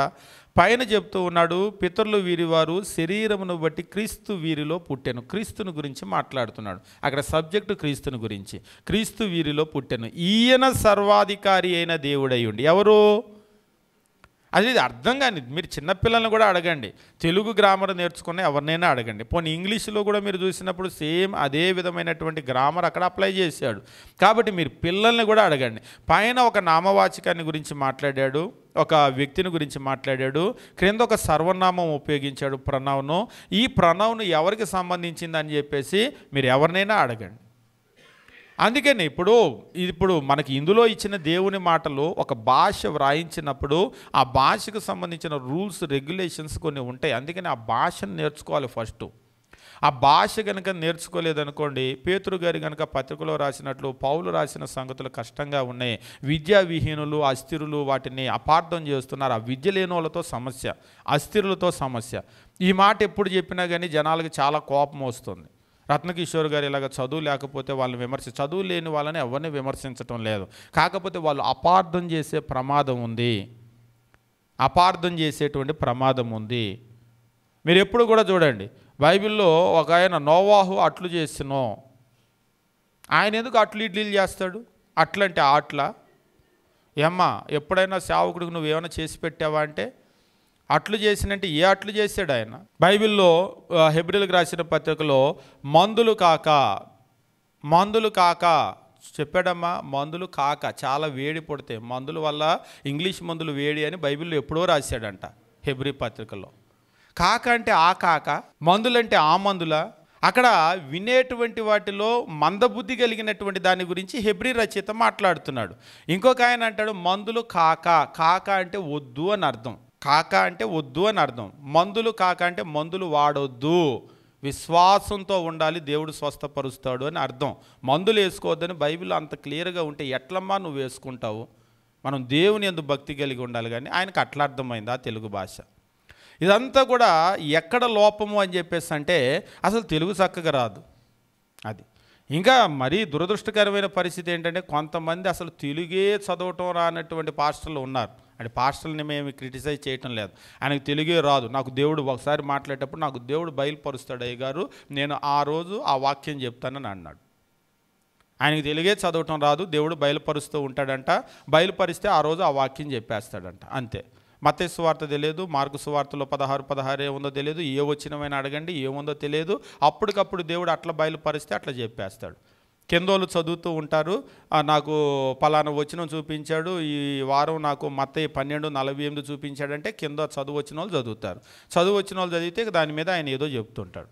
అంతేగాని ఆ వాక్యం ఏంటి, ఆ పదం ఏంటి, ఆ కాంటెక్స్ట్ ఏంటి, ఎవరు మాట్లాడారు, ఎవరితో మాట్లాడారు ఏముండదు. కింద ఉన్న వాళ్ళు చప్పట్లు కొట్టి మా అయ్యగారి కంటే దేవుళ్ళు బయలుపాటు ఉంది. అదే మీరైతే పెన్ను తీసుకోవాలి, పేపర్ తీసుకోవాలి, రాసుకోవాలి, మీరు ప్రిపేర్ అవ్వాలి, ఎక్కడో మెడ్రాస్ బైబిల్ కాలేజీకి వెళ్ళాలి, అంతా. అదే మా అయ్యగారు అయితే నేరుగా దేవుడి దగ్గర దేవుడు బయలుపరిస్తే చెప్తాడు మా అయ్యగారు. ఎంత గొప్పోడు మా అయ్యగారు. నిజంగా ఈ వినే జనాలు ఉన్నంత కాలము ఇంతే పరిస్థితి. జనాలు గొర్రెలని అంటూ ఉంటారు కదా, పైకి లేపేటువంటి పరిస్థితి. ఎందుకో కొన్ని జీవులు దేవుడు అట్లా చేశాడు. ఇప్పుడు గొర్రె ఉంది, గొర్రె యొక్క పరిస్థితి ఏమిటి అంటే, గొర్రె పరిస్థితి మీరు ఎప్పుడైనా చూడండి, గొర్రె అంటే తలలాగా కిందకే పెట్టి ఉంటుంది, కిందకే పెడుతుంది. మీరు పందుల్ని కూడా చూడండి, పంది కూడా ఎప్పుడు ఇలా పైకి చూడడు, ఇలా కిందకే వెళ్తుంది. మీరు కొన్ని జంతువులను చూడండి, అవి పైకి ఇలాగ ఎత్తి చూడవు. అంటే చెప్పింది చెప్పినట్లు ఇలాగా, అంటే విధేయత అయితే మంచిదే, గొర్రెలాగా విధేయత అయితే మంచిదే, కానీ పరీక్షించి చూడమని దేవుడు మన మీద బాధ్యతను పెట్టాడు కదా. ఈరోజు దానివల్లే చాలా మోసం ఎందుకు జరుగుతుందంటే, దానివల్లే ఈ మోసం అనేటువంటిది జరుగుతుంది. క్రీస్తు ప్రభు నిత్యత్వంలో ఉన్నటువంటి ఒక వ్యక్తి అయితే ఆయన నిత్యుడు అవ్వాలి. నిత్యుడు కాని ఒక వ్యక్తి నిత్యత్వంలో ఉండలేడు. ఇప్పుడు నిత్యత్వంలో ఉన్న వ్యక్తి, నిత్యుడైనటువంటి వ్యక్తి ఏమవుతాడు? నిత్యుడైన ఒక వ్యక్తి దేవుడు అవుతాడు. దేవుడు తప్ప ఇంకెవరు నిత్యుడిగా ఉండగలరు? ఒక వ్యక్తి నిత్యుడు అంటేనే ఇక ఆయన్ని దేవుడిగా మనం అంగీకరించాల్సిందే. కాబట్టి క్రీస్తు ప్రభు ఎప్పుడైతే నిత్యత్వంలో ఉన్నాడో, క్రీస్తు ప్రభు ఎప్పుడైతే నిత్యుడుగా ఉన్నాడో, ఇంకా వేరే ఆప్షన్ లేదు. ఆయన నిత్యుడుగా ఉన్నాడు కానివ్వండి, నిత్యత్వంలో ఉన్నాడు కానివ్వండి, అయినా ఆయన దేవుడు కాదు అని చెప్పడానికి ఇంకా అవకాశం లేదు. కాబట్టి పాత నిబంధనలో ఉన్నటువంటి ప్రవక్తలందరూ కూడా ముక్తకంఠంతో వాళ్ళు చెప్పేటువంటిది ఏమిటంటే, క్రీస్తు ప్రభు యొక్క ఉనికి అనేటువంటిది ఆయన బెత్లెహేములో పుట్టినప్పటి నుంచి ప్రారంభమైనటువంటిది కాదు. ఆయన బెత్లెహేములో పుట్టడానికి ముందు నుంచే ఉన్నాడు, ఆది నుంచే ఉన్నాడు, అనాది నుంచే ఉన్నాడు. జగత్తు పునాది వేయబడక ముందు నుంచే ఆయన ఉన్నాడు, నిత్యత్వంలో ఆయన ఉన్నాడు. ఇది పాత నిబంధన ప్రవక్తలు చెప్పేటువంటి మాట మాత్రమే కాదు, క్రొత్త నిబంధన గ్రంథం కూడా మీరు గమనించినట్లయితే క్రొత్త నిబంధన గ్రంథంలో ఇదే విషయాన్ని పదే పదే పదే అనేక మంది మీకు తెలియజేస్తూ ఉంటారు. ఉదాహరణకి మనం ఇందాక నుంచి మాట్లాడుతున్నటువంటి యోహాను సువార్తలో యోహాను అపోస్తలుడు రాసినటువంటి విషయం ఏంటి? 1:1-3 ఆదియందు వాక్యం ఉండెను, వాక్యము దేవుని యొద్ద ఉండెను. ఎవరు ఆ దేవుడు అంటే తండ్రి. అంటే తండ్రి దగ్గర కుమారుడు ఉన్నాడు, తండ్రి ఉన్నాడు, తండ్రి దగ్గర కుమారుడు నిత్యత్వంలో ఉన్నాడు. అప్పుడు తండ్రిలాగా నిత్యుడు, కుమారుడులాగా నిత్యుడు. అప్పుడు తండ్రి నువ్వు దేవుడు అంటే కుమారుడిని దేవుడు అనాలి. నువ్వు నిత్యత్వంలో ఉన్నటువంటి కుమారుడు దేవుడు కాదు అని కనుక నువ్వంటే, నిత్యత్వంలో ఉన్నటువంటి తండ్రి కూడా దేవుడు కాదు. నిత్యత్వంలో ఉన్నటువంటి తండ్రిని నువ్వు దేవుడిగా అంగీకరించినట్లయితే, నిత్యత్వంలో ఉన్నటువంటి కుమారుని కూడా నువ్వు దేవుడిగా అంగీకరించాలి. ఇంక నీకు వేరే దారి లేదు.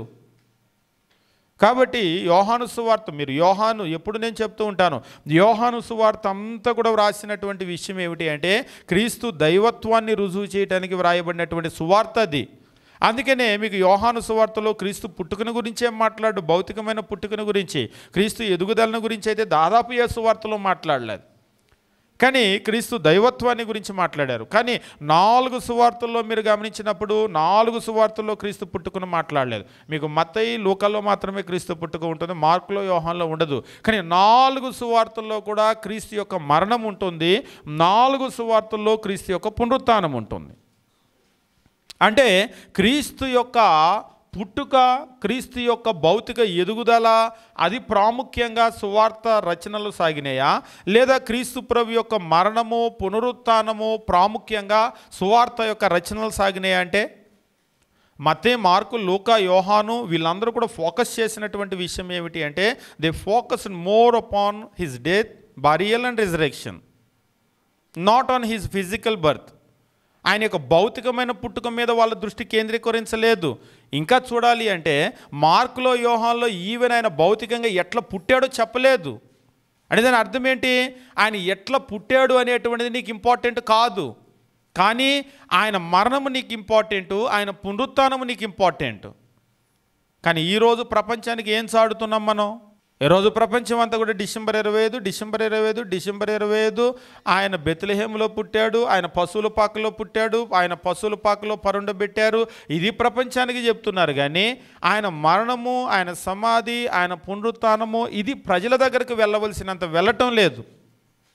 ఈరోజు ప్రజలందరి దగ్గరికి కూడా ఆయన బెత్లెహేములో పుట్టాడు అనేటువంటి విషయాన్ని తీసుకెళ్తున్నారు, కానీ ప్రజలందరి దగ్గరికి ఆయన మరణాన్ని తీసుకుని వెళ్ళటం లేదు, ప్రజలందరి దగ్గరికి ఆయన పునరుత్థానాన్ని తీసుకుని వెళ్ళటం లేదు. అపోస్తులైనటువంటి పౌలు కొరింథీయులకు పత్రిక రాసేటప్పుడు చెప్తూ ఉంటాడు, మేము సిలువ వేయబడిన క్రీస్తును ప్రకటించుచున్నాము అని అన్నాడు.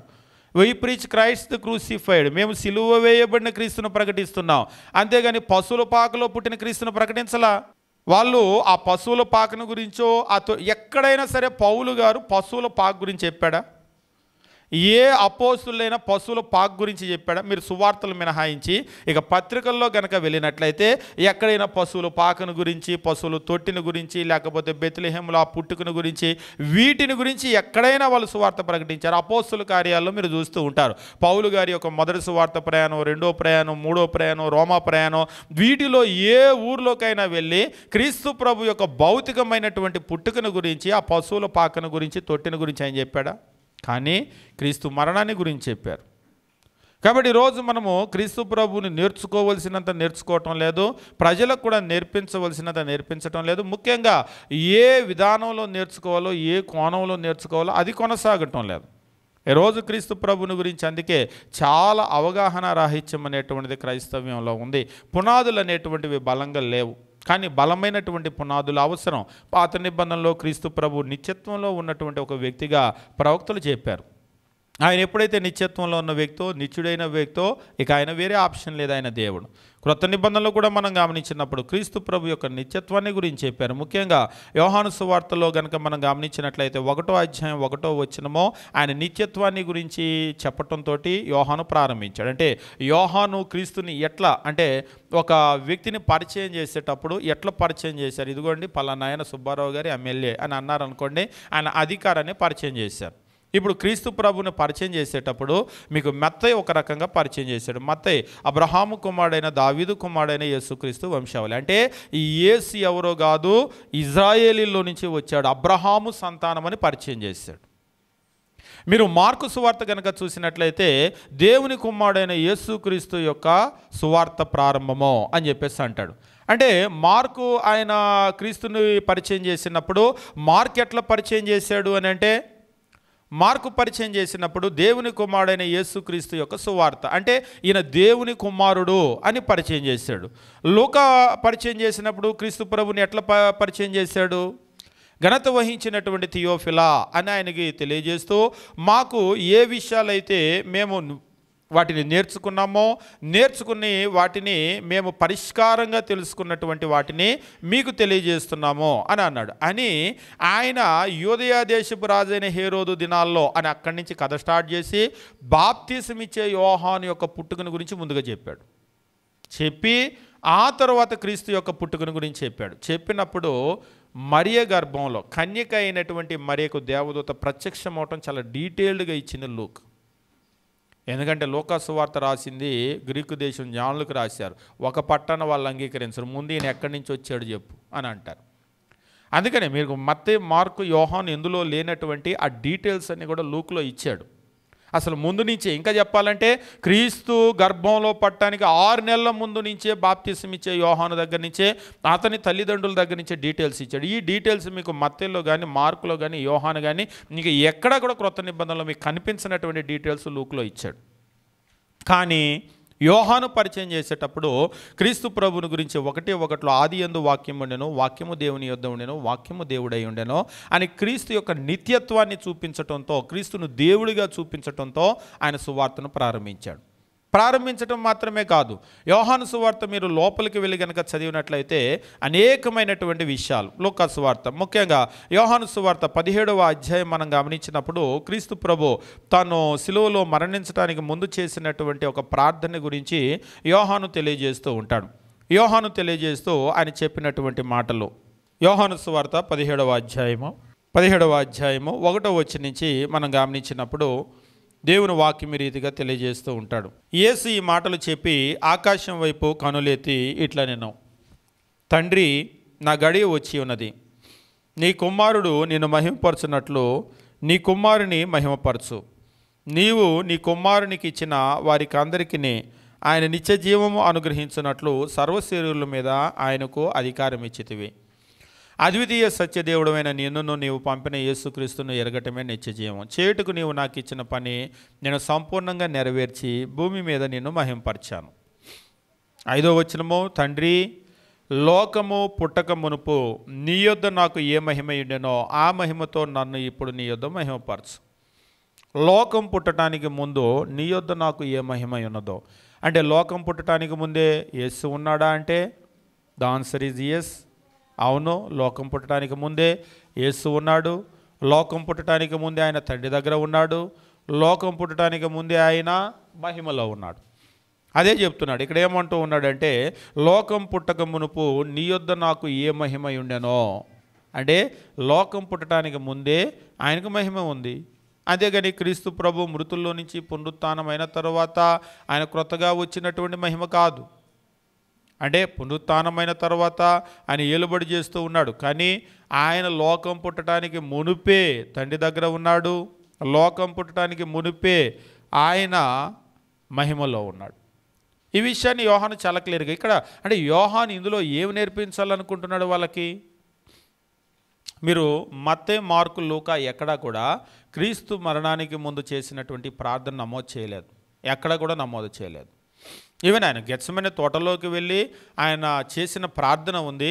ఆయన చెమట అనేటువంటిది రక్త బిందువులాగా పడిందని లూకు నమోదు చేశాడు. కానీ వేరెక్కడా కూడా ఈ డీటెయిల్స్ ఇవ్వలేదు. ఆయన నిత్యత్వాన్ని గురించిన డీటెయిల్స్, ఆయన దైవత్వాన్ని గురించినటువంటి డీటెయిల్స్ యోహాను చాలా బాగా ఇస్తూ ఉంటాడు. ఇంకా చెప్పాలంటే అసలు యోహాను ఇచ్చిన డీటెయిల్స్ ఎవరు ఇవ్వలేదు. అబ్రహాం పుట్టక మునిపే నేను ఉన్నాను అని యేసు చెప్పాడు కదా, అసలు అది ఎక్కడ లేదు. మాథ్యూ మార్కు లూకులో ఎక్కడ మీకు ఉండదు, మత్తయి మార్కు లూకాలో, యోహాన్లో మాత్రమే ఉండదు. అబ్రహాము పుట్టక మునిపే నేను ఉన్నాను, ఐ యామ్ అంటే నేను యావేని అని చెప్పాడు. ఆ మాట వాళ్ళకి బాగా అర్థమైంది. అంటే క్రీస్తు ప్రభు తాను దేవునిగా ప్రజెంట్ చేసుకున్న ఎన్నో విషయాలు యోహాను సువార్తలో నిండి ఉన్నాయన్నమాట. యోహాను సువార్త అంతా క్రీస్తు దైవత్వంతో నింపబడినటువంటి పుస్తకం. కాబట్టి క్రీస్తు దైవత్వం అర్థం కాలేదు అని ఎవరన్నా అంటే వాళ్ళు యోహాను సువార్త చదివి ఉండకపోవచ్చు, లేదా చదవలసినట్లుగా చదివి ఉండకపోవచ్చు.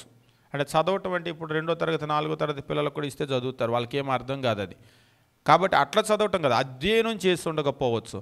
యోహాను సువార్త కనుక చేయవలసిన విధంగా అధ్యయనం చేస్తే క్రీస్తు దైవత్వము అనేటువంటిది అర్థం కాక మానదు. ఎందుకంటే అసలు ప్రారంభమే క్రీస్తు దేవుడై ఉన్నాడు, దేవునితో ఉన్నాడు, సమస్తం ఆయన మూలంగా కలిగిందని క్రీస్తు ప్రభుని నిత్యత్వంలో ఉన్నటువంటి ఒక వ్యక్తిగా, తండ్రితో కూడా ఉన్నటువంటి వ్యక్తిగా, క్రీస్తు ప్రభుని సృష్టికర్తగా చూపించడం ప్రారంభించాడు. అంటే ప్రారంభమే క్రీస్తు అంటే ఏదో బెత్లెహేంలో పుట్టిన వ్యక్తిగా నువ్వు చూడొద్దు అన్న వ్యక్తిగా ప్రారంభించాడు యోహాను. మరి ఎట్లా చూడమంటావంటే ఆయన నిత్యత్వంలో ఉన్నాడు, పరలోకంలో ఉన్నాడు, అక్కడి నుంచి దిగి వచ్చిన వ్యక్తిగా నువ్వు చూడు.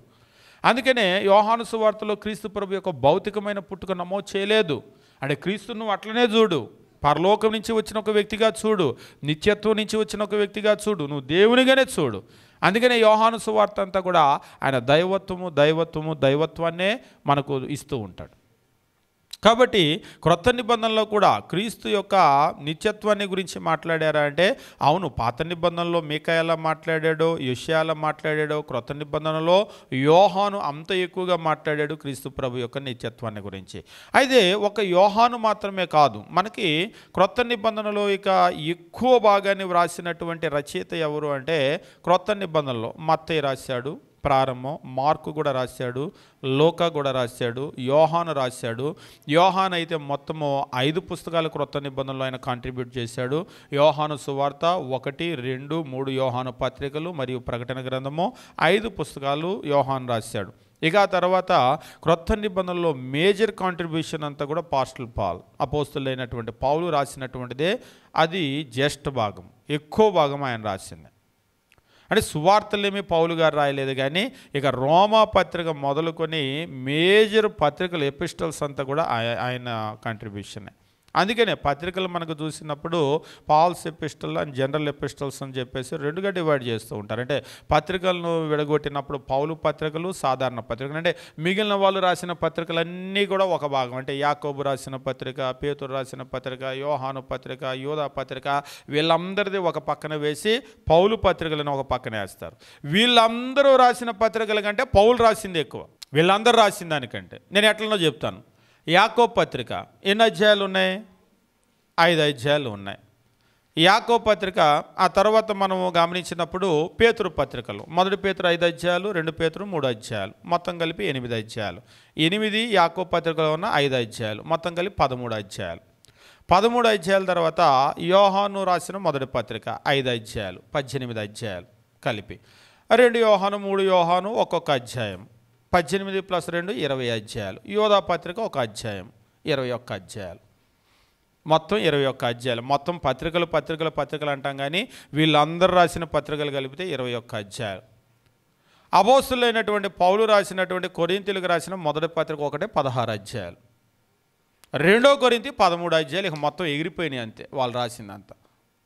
అంటే పౌలు రాసినటువంటి కనుక మీరు గమనించినట్లయితే చాలా, ఇంకా చెప్పాలంటే క్రొత్త నిబంధనలో జ్యేష్ఠ భాగం ఆయనదే. పౌలు రాసినటువంటిది పక్కన పెడితే అసలు క్రొత్త నిబంధన ఏమి ఉండదు దాదాపుగా పత్రికలు. ఇప్పుడు అపోస్తలుడైనటువంటి పౌలు మరి క్రీస్తు ప్రభుని గురించి కొంతమంది ఏం చేస్తూ ఉంటారంటే క్రీస్తు దైవత్వాన్ని లేదు అని చెప్పడానికి పౌలు రాసినటువంటి పత్రిక ఉపయోగిస్తూ ఉంటారు. ఇది చాలా అది పౌలు కనుక చూసినట్లయితే చాలా బాధపడే విషయం. అంటే ఏది ఉపయోగిస్తారంటే కొరింథీయులకు రాసినటువంటి మొదటి పత్రికలో మనకు దేవుడు ఒక్కడే ఆయన తండ్రి అయి ఉన్నాడు అని అంటూ ఉంటారు కదా.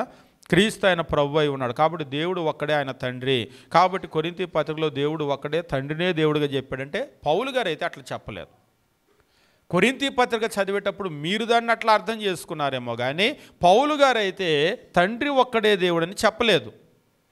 ఆయన అర్థం అది కాదు, మీరు అపార్థం చేసుకున్నారు. ఎట్లా అని అంటే ఇందాక నేను తెలియజేశాను, రోమిలకు రాసిన పత్రిక పౌలు గారే రాశాడు.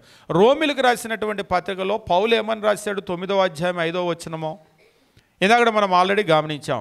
అపోస్తులైనటువంటి పౌలు కొరింథీయులకు పత్రిక రాసినటువంటి పౌలే, మనకు దేవుడు ఒక్కడే ఆయన తండ్రి అని చెప్పినటువంటి పౌలు గారే రోమిలకు రాసినటువంటి పత్రిక 9వ అధ్యాయం 5వ వచనం, పితరుల వీరి వారు శరీరమును బట్టి క్రీస్తు వీరిలో పుట్టెనో, ఈయన సర్వాధికారి అయినటువంటి దేవుడై ఉండి నిరంతరము స్తోత్రార్హుడై ఉన్నాడు. ఆమెన్. క్రీస్తును సర్వాధికారి అయిన దేవుడు అని పౌలు గారు రాశారు. మీకు అర్థం కాలేదేమో, దట్ ఈజ్ యువర్ ప్రాబ్లం, అది మీ ప్రాబ్లం, ఆయన ప్రాబ్లం కాదు. ఆయన తండ్రిని దేవుడిగా చెప్పాడు, కుమారుని దేవుడిగా చెప్పాడు, పరిశుద్ధాత్మను దేవునిగా చెప్పారు. క్రొత్త నిబంధన అంతా కూడా చదివేటప్పుడు భక్తులు రాసినటువంటి రచనలు కనుక చూసినట్లయితే తండ్రి దేవుడై ఉన్నాడు, కుమారుడు దేవుడై ఉన్నాడు, పరిశుద్ధాత్మ దేవుడై ఉన్నాడు. దేవుడు అనేటువంటి ఆ స్వభావము ఈ ముగ్గురు వ్యక్తులకు కూడా ఈక్వల్గా ఉంది. తండ్రి ఎంత దైవత్వము కలిగి ఉన్నాడో సేమ్ అంతే క్రీస్తు, సేమ్ అంతే పరిశుద్ధాత్మ కలిగి ఉన్నారు. ఎవరు ఎక్కువ కాదు, ఎవరు తక్కువ కాదు. నేను ఎంత మనిషినో మీరు అంత మనిషే. పోనీ కలెక్టర్ ఎంత మనిషో, ఆయన దగ్గర ఉండే ఆ గుమస్తా ఉంటాడు కదా, లేదంటే అక్కడ ఉండే బంట్రౌత్ ఉంటాడు కదా, ఆయన అంత మనిషే. మనిషి అనే విషయంలో కలెక్టర్ ఎంత మనిషో బంట్రౌత్ కూడా అంతే మనిషి. కలెక్టర్కి 2 కాళ్ళు 2 చేతులు 2 కాళ్ళు ముక్కు నోరు ఉంటే బంట్రౌత్ కూడా అంతే ఉంటాయి. కలెక్టర్కి ఏమి 4 చేతులు ఉండవు, 4 కాళ్ళు ఉండవు, 2 కడుపులు ఉండవు, 4 కళ్ళు ఉండవు. మనిషి అనేటువంటి విషయంలో కలెక్టర్ ఎంతో బంట్రౌత్ కూడా అంతే. అధికారంలో ఒకవేళ ఎక్కువ తక్కువ ఉంటుంది, కానీ దేవుని దగ్గర అధికారంలో కూడా ఎక్కువ తక్కువ ఉండటానికి వీలు లేదు, అవకాశమే ఉండదు. ఎందుకంటే పెద్ద దేవుడు చిన్న దేవుడు అనేటువంటిది ఉండదు. కాబట్టి దేవుడు అంటేనే సర్వాధికారము కలిగినటువంటి వ్యక్తి. కాబట్టి ఇంకా దానిలో మళ్ళీ ఎక్కువ తక్కువ అని మాట్లాడటానికి ఉండదు. కాబట్టి వీళ్ళ యొక్క చిన్న బుద్ధితో ఏం చేస్తూ ఉన్నారంటే దేవుని అర్థం చేసుకోలేకపోతున్నారు. చివరికి ఆ నెపము పౌలు గారి మీద నెడుతున్నారు. కొరింథీ పత్రిక చూడండి, అంత క్లియర్గా ఉంది అన్నాడు ఒకసారి ఒక ఆయన. ఏం క్లియర్గా ఉంది? కొరింథీ పత్రికలో ఏం క్లియర్గా ఉంది నేను అడిగాను. కొరింథీ పత్రిక బ్రదర్ మీరు కనుక చదివినట్లయితే 8వ అధ్యాయం మీరు చదవండి. కొరింథీయులకు రాసినటువంటి మొదటి పత్రిక 8వ అధ్యాయం మనం గమనించినప్పుడు ఇక్కడ తెలియజేస్తూ 6వ వచనంలో, ఆకాశం ముందైనా భూమి మీదనైనా దేవతలు అనబడివి ఉన్నను, మనకు ఒక్కడే దేవుడు ఉన్నాడు, ఆయన తండ్రి. అంత క్లియర్గా ఉంది కదండి అని అన్నాడు. మనకు ఒక్కడే దేవుడు ఉన్నాడు, ఆయన తండ్రి. మనకు అంటే క్రైస్తవులకంట, పత్రిక క్రైస్తవులకు రాశాడంట. కాబట్టి క్రైస్తవులకైతే ఒక్కడే దేవుడు, అదే అన్యులకైతే క్రీస్తు కూడా దేవుడు. ఇది ఆయన కన్క్లూజన్. నేను చెప్పాను సరే, ఇక్కడ ఇంత క్లియర్గా ఉందని అంటున్నారు కదా. కొరింథీ పత్రిక 1 కొరింథీ 8:6 తండ్రి దేవుడు అని. ఇది రాసింది ఎవరు? అపోస్తులైనటువంటి పౌలు, అంతే కదా. పౌలు గారికి ఆయనకున్నటువంటి క్లారిటీ, అంటే క్రీస్తుని గురించి ఆయన ఏమనుకుంటున్నాడు? ఆ పత్రిక చదివినటువంటి మీరు అనుకుంటున్నారు తండ్రి ఒక్కడే దేవుడు, క్రీస్తు కాదని మీరు అనుకుంటున్నారు. కానీ ఆ పత్రిక రాసినటువంటి పౌలు ఏమనుకుంటున్నాడు? రోమిలకు రాసిన పత్రిక కూడా పౌలే రాశాడు, 9వ అధ్యాయం 5వ వచనం. ఆ పత్రికను రాసినటువంటి పౌలు గారు ఏమనుకుంటున్నాడంటే, పితరులు వీరి వారు శరీరమును బట్టి క్రీస్తు వీరిలో పుట్టెను, ఈయన సర్వాధికారి అయినటువంటి దేవుడై ఉండి. కాబట్టి క్రీస్తుని గురించి పౌలు ఏమనుకుంటున్నాడంటే, అపోస్తులైనటువంటి పౌలు క్రీస్తు ప్రభు సర్వాధికారి అయిన దేవుడు, అధికారము సర్వాధికారము ఉంది. కాబట్టి తండ్రికి ఎంత అధికారం ఉందో క్రీస్తుకు అంతే అధికారం ఉంది. తండ్రి ఎలా దేవుడో క్రీస్తు అలా దేవుడు అని పౌలు గారు అనుకుంటున్నాడు.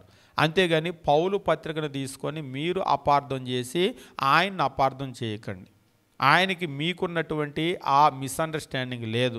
ఆయన తండ్రిని దేవుడు అనుకున్నట్లే క్రీస్తును కూడా ఆయన దేవుడు అనేటువంటి విషయాన్ని చాలా చాలా చాలా స్పష్టంగా చెప్పాడు. అంతేకాదు, మీరు గమనించినప్పుడు తీతుకు రాసినటువంటి పత్రిక అపోస్తులైన పౌలు రాసినటువంటిదేగా. మీరు 1 తిమోతి 2 తిమోతి తీతు ఈ పత్రికలను కనుక చూసినట్లయితే వీటిని పాస్టోరల్ ఎపిస్టల్స్ అని చెప్పేసి అంటూ ఉంటారు, లేదా సువార్థికుల పత్రికలు అని చెప్పేసి తెలియజేస్తూ ఉంటారు. ఇందులో కనుక మీరు గమనించినట్లయితే ఈయన క్రీస్తు ప్రభువును గూర్చినటువంటి దైవత్వాన్ని గురించి మాట్లాడినటువంటి విషయాలు ఇందులో తెలియజేస్తూ ఉంటాడు. తెలియజేస్తూ ఈయన దేవుని గురించి ఏమని చెప్పాడు అని అంటే, అపోస్తులైనటువంటి పౌలు తీతుకు రాసినటువంటి పత్రిక 2వ అధ్యాయము మనం గమనించినప్పుడు 13వ వచనము దేవుని వాక్యం రీతిగా తెలియజేస్తూ ఉంటాడు. అపోస్తులైనటువంటి పౌలు తీతుకు రాసినటువంటి పత్రిక 2వ అధ్యాయము 13వ వచనము మనం గమనించినట్లయితే, అనగా మహాదేవుడును మన రక్షకుడినైన యేసుక్రీస్తు. ఎవరు? మహాదేవుడు, మన రక్షకుడు ఆయన యేసుక్రీస్తు. ఎందుకంటే క్లియర్గానే చెప్పాలా ఆయన పౌలు గారిని. ఉదాహరణకి మైక్రోఫోన్ తీసుకెళ్ళి పౌలు గారి నోటి ముందు పెట్టి యేసుక్రీస్తుని గురించి మీరేమనుకుంటున్నారు అంటే ఇంతకంటే క్లియర్గా అని చెప్పాలా? అసలు నోటితో చెప్పడం కంటే రాసి పడేస్తాడు అక్కడ. ఇంకా దాన్ని మార్చలేము. భూమి ఉన్నంత వరకు దాన్ని ఎవరు మార్చడానికి లేదు. క్రీస్తుని గురించి పౌలు గారు ఏమనుకుంటున్నాడు అంటే, మహాదేవుడును మన రక్షకుడునైన యేసుక్రీస్తు. ఆయన మహాదేవుడు, ఆయన మన రక్షకుడు, మహాదేవుడు. కాబట్టి అంటే మీరు ఈ విషయాన్ని గమనించినప్పుడు కొంతమందికి ఎందుకో జీర్ణం కావు. గ్రేట్ గాడ్, మహాదేవుడు అంటే కొంతమంది తండ్రి పెద్ద దేవుడు, క్రీస్తు చిన్న దేవుడు అని అంటారు. మహాదేవుడు అంటే చిన్న దేవుడా? Great God. కాబట్టి పెద్ద దేవుడు చిన్న దేవుడు అనేటువంటిది మీకు సరిపోతుందేమో కానీ బైబిల్లో సరిపోదు. బైబిల్లో దేవుడు అంటే తండ్రి అంత దేవుడో, కుమారుడు అంతే, పరిశుద్ధాత్మ అంతే.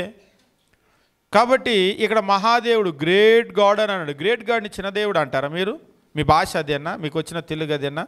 కాబట్టి ఇక్కడ ఏమిటి అంటే అపవాది అడుగడుగునా మోసం చేయటానికి, అడుగడుగునా మనల్ని కన్ఫ్యూజ్ చేయటానికి ఆయన ప్రయత్నం చేస్తూనే ఉన్నాడు ఏదో ఒక రకంగా. ఏమిటి ఇందులో ఆయనకు వచ్చే లాభం అంటే మన పునాది పడగొట్టాలి. అది ఆయనకు కావాల్సింది. మన క్రైస్తవ జీవితం అంతా క్రీస్తు మీద కట్టుకుంటాం. ఆ క్రీస్తు అనేటువంటి పునాదిని పడగొట్టాలి. అది ఏ రకంగా పడగొట్టినా పర్లేదు.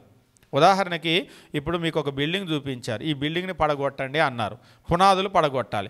మీరు మనుషుల్ని తీసుకెళ్ళి సుత్తులు పెట్టి కొట్టి పడగొట్టండి, లేదంటే అందులో డ్రిల్ చేసి ఒక బాంబు పెట్టి పునాది పడగొట్టండి, లేకపోతే డోజర్ తెచ్చి దాన్ని తోసి పడగొట్టండి. మీరు ఎట్లయినా పడగొట్టండి. పడగొట్టారా లేదా అనేటువంటిదే కావాలి, అంతే కదా?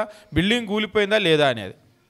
అలాగనే క్రీస్తు ప్రభువు మీద ఉన్నటువంటి మీ అచంచలమైన విశ్వాసం పడగొట్టాలి. అది ఏ రకంగా పడగొట్టినా ఆయనకేమి ఇబ్బంది లేదు. ఏ బోధతో పడగొట్టినా ఇబ్బంది ఏమి లేదు. ఎవరి ద్వారా పడగొట్టినా ఇబ్బంది లేదు. కానీ క్రీస్తు ప్రభువు మీద ఉన్నటువంటి మీ విశ్వాసం పడగొట్టాలి. అది ఆయన అల్టిమేట్ గోల్. ఒకసారి ఇది ఆశ్చర్యం కలిగించేటువంటి విషయం ఏమిటంటే, బాగా చదువుకున్న వాళ్ళు, టీచర్ ఉద్యోగం చేసేటువంటి ఒక ఆయన యేసుక్రీస్తు దేవుడు కాదని చదువులేనోడు నేర్పించాడంట. ఈ టీచర్ నమ్మాడు.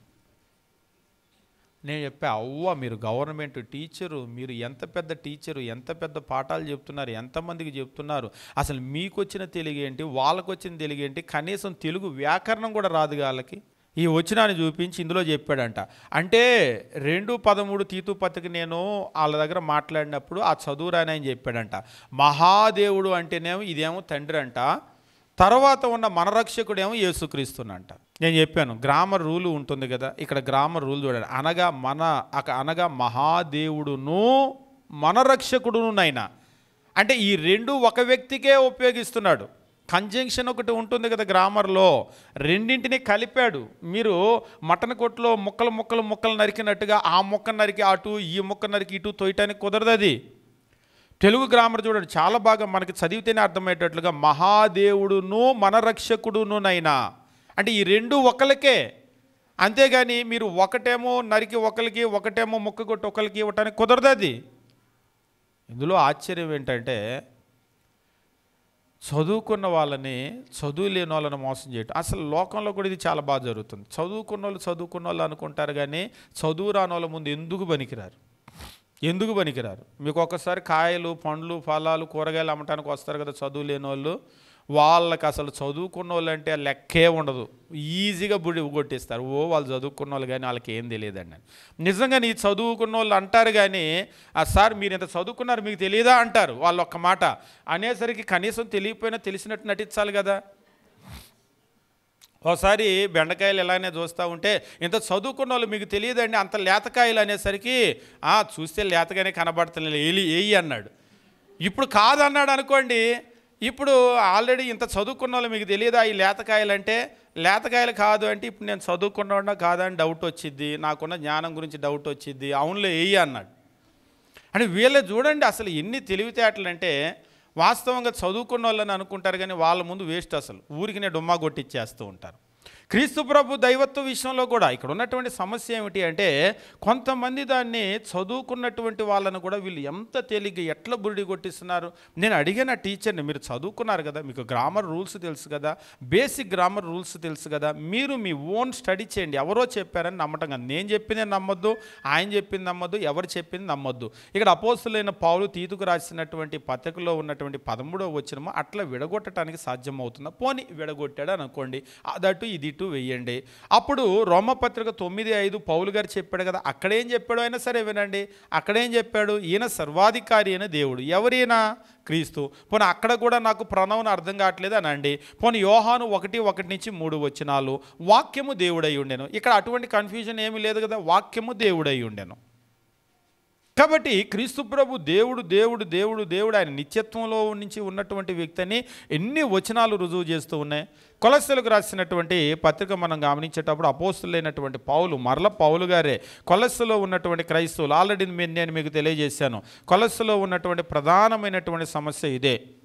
అపోస్తులైనటువంటి పౌలు కొలస్సులో ఉన్నటువంటి క్రైస్తవులకు పత్రిక రాసేటప్పుడు క్రీస్తు ప్రభువుని గురించి తెలియజేస్తూ ఉంటాడు.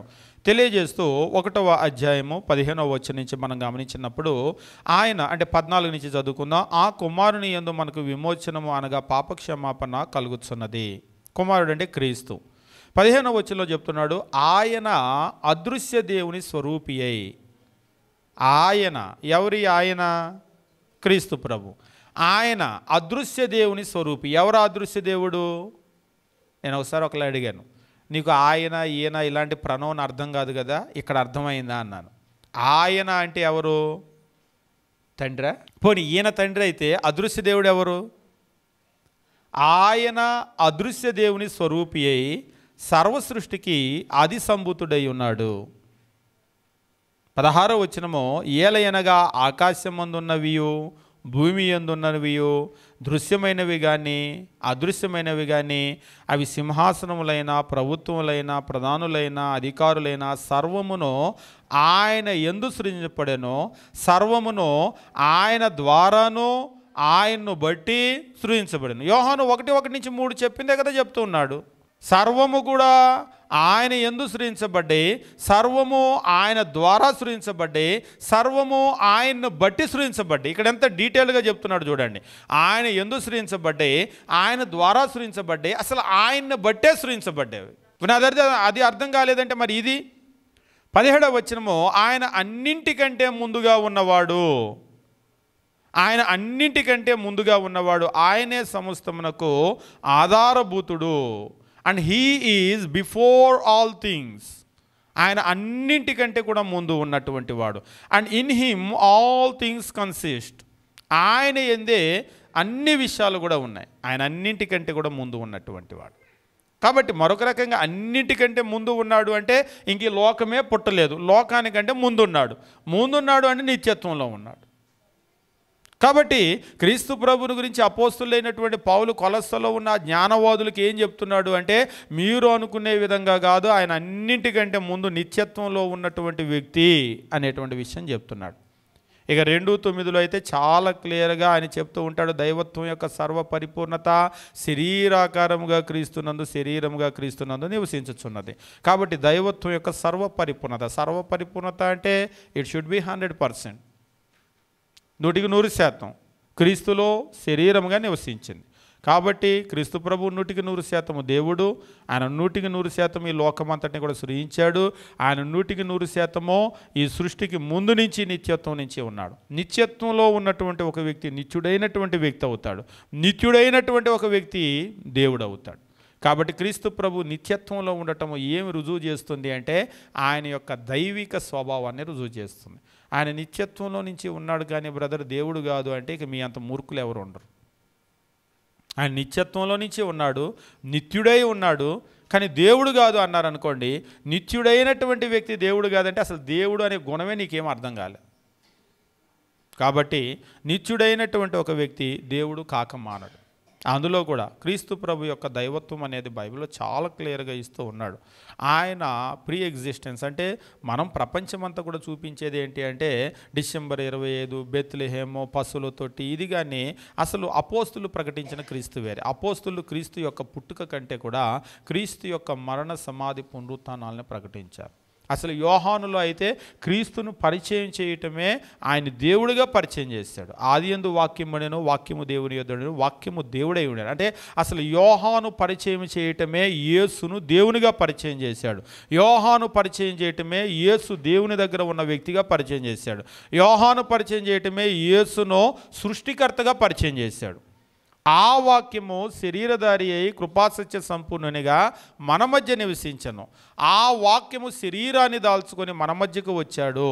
కాబట్టి మన మధ్య శరీరముగా జీవించినటువంటి ఆయన దేవుడు అనేటువంటి విషయాన్ని యోహాను పరిచయం చేశాడు. కాబట్టి నేను యోహాను సువార్త చదివాను, అయినా అది నాకు అర్థం కాలేదంటే ఫస్ట్ లైన్లో ఆయన రాసిందే యేసుక్రీస్తు దేవుడు అని రాశాడు. కాబట్టి క్రీస్తు ప్రభు దేవుడా అంటే అవును, 100% దేవుడు. సృష్టికి ముందు నుంచి ఉన్నటువంటి నిత్యత్వం నుంచి ఉన్నటువంటి ఆయన యొక్క ఎగ్జిస్టెన్స్ మనకి ఏమి రుజువు చేస్తుంది అంటే ఆయన దైవత్వాన్ని రుజువు చేస్తుంది. నిత్యత్వంలో ఉన్నటువంటి వ్యక్తి నిత్యుడైనటువంటి వ్యక్తి. నిత్యుడైనటువంటి ఒక వ్యక్తి అంటే దేవుడిగా ఉండవలసినటువంటి వ్యక్తి, దేవుడైనటువంటి వ్యక్తి. కాబట్టి క్రీస్తు ప్రభు యొక్క నిత్యత్వము అనేటువంటిది ఆయన యొక్క దైవిక స్వభావాన్ని రుజువు చేస్తుంది అనేటువంటి విషయాన్ని మనం గమనించాలి. అనేక మంది మనల్ని కన్ఫ్యూజ్ చేస్తూ ఉంటారు. దయచేసి మీరేం కన్ఫ్యూజ్ అవ్వద్దు.